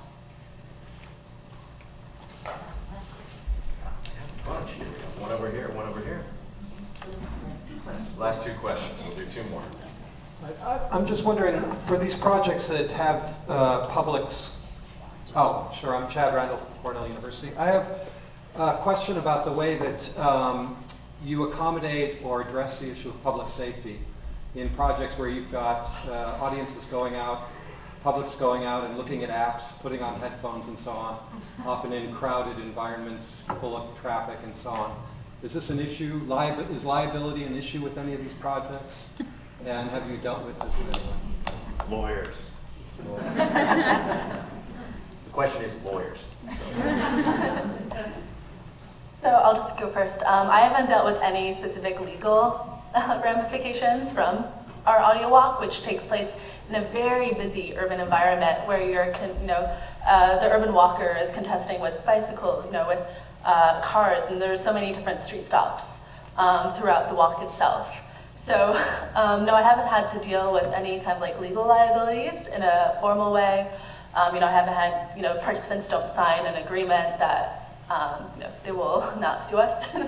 But when I was making the walk, I was very cognizant of how do I adapt the walk in a way where it keeps the narrative arc engaged through the actual project itself, or the actual doing of the project itself, but also how to really create these kind of navigation cues and tools that are integrated with the narrative arc, but also keep in mind the actual having to be safe and look across the street. And we just did a lot of testing of the walk itself before we put it out to the public, of making sure that the walk was appropriately timed, that people wouldn't that they were really in a safe environment. So you could do a standard disclosure agreement at the beginning of these tours that says, by going on this tour, you agree to take all responsibility for what may happen to you, and I think it's defensive.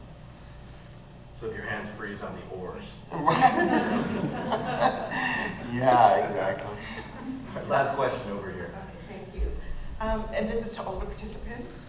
As part of your branding, have any of the panelists considered using an e-commerce add-on model? Is there something you could build on to help an institution, for instance, increase revenue? We've thought about that very question. Of course, as I mentioned earlier, when our regular tours are something that we charge for, and that so people have to pay. So it's a revenue stream. Are we the conversation at the board level in particular is, are we undercutting ourselves by offering these tours for free? And so, and that led us to that discussion of wanting to actually make sure that there were things that we could do for free, and that they were distinct from what we do for a fee at this point, because we want to make sure that everyone can participate. So the freeness of it was very important to many of us who were working on these projects in the early way, for our classrooms, for the broadest use of the public. But we do know that this is something that people are concerned about, especially a lot of the scholars and the smaller organizations who are saying, I want to put my time and energy into this, and we're looking for new and alternate revenue streams. What do we do? And at this point, we haven't expanded in Rhode Tour and really thought about the monetizing of this process, because we're very interested in the democratizing of it at this point.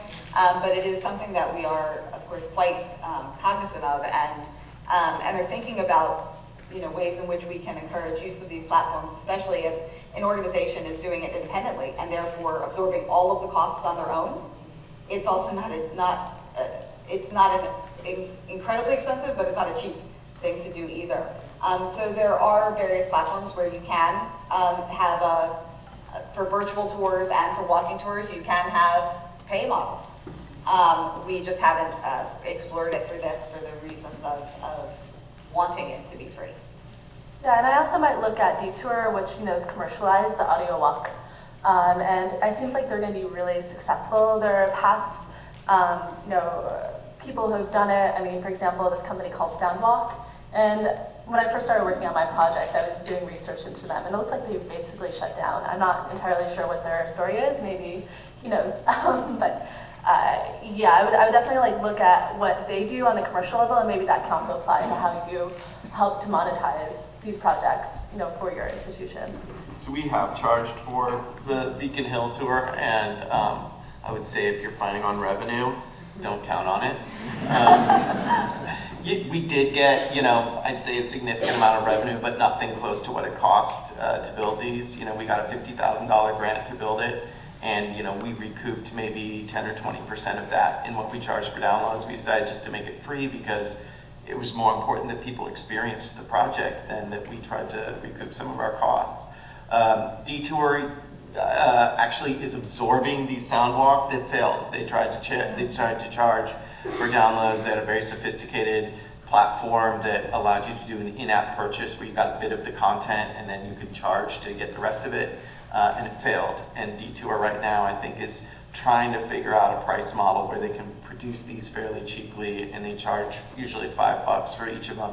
And I think that the jury's still out. You get a few really impassioned people that give it a high rating, but it doesn't cover the full costs of making it. The one thing I have seen that's very interesting, especially for people who have gift shops, is that they're selling now very small audio devices for $10 to $15 that come with headphones. And I'm sure they're manufactured in like China, and they cost maybe $3 or $4 to purchase directly. And then you can load audio tours on that and package them and sell them in a gift shop for 15 to 20 bucks. So people can buy something that's preloaded. Now it sounds kind of ridiculous if you could just stream it from your phone, but I've been surprised at a company in St. Louis that's actually doing fairly well selling these small disposable, you could say disposable audio guide devices in shops. So we end with money. Thank you.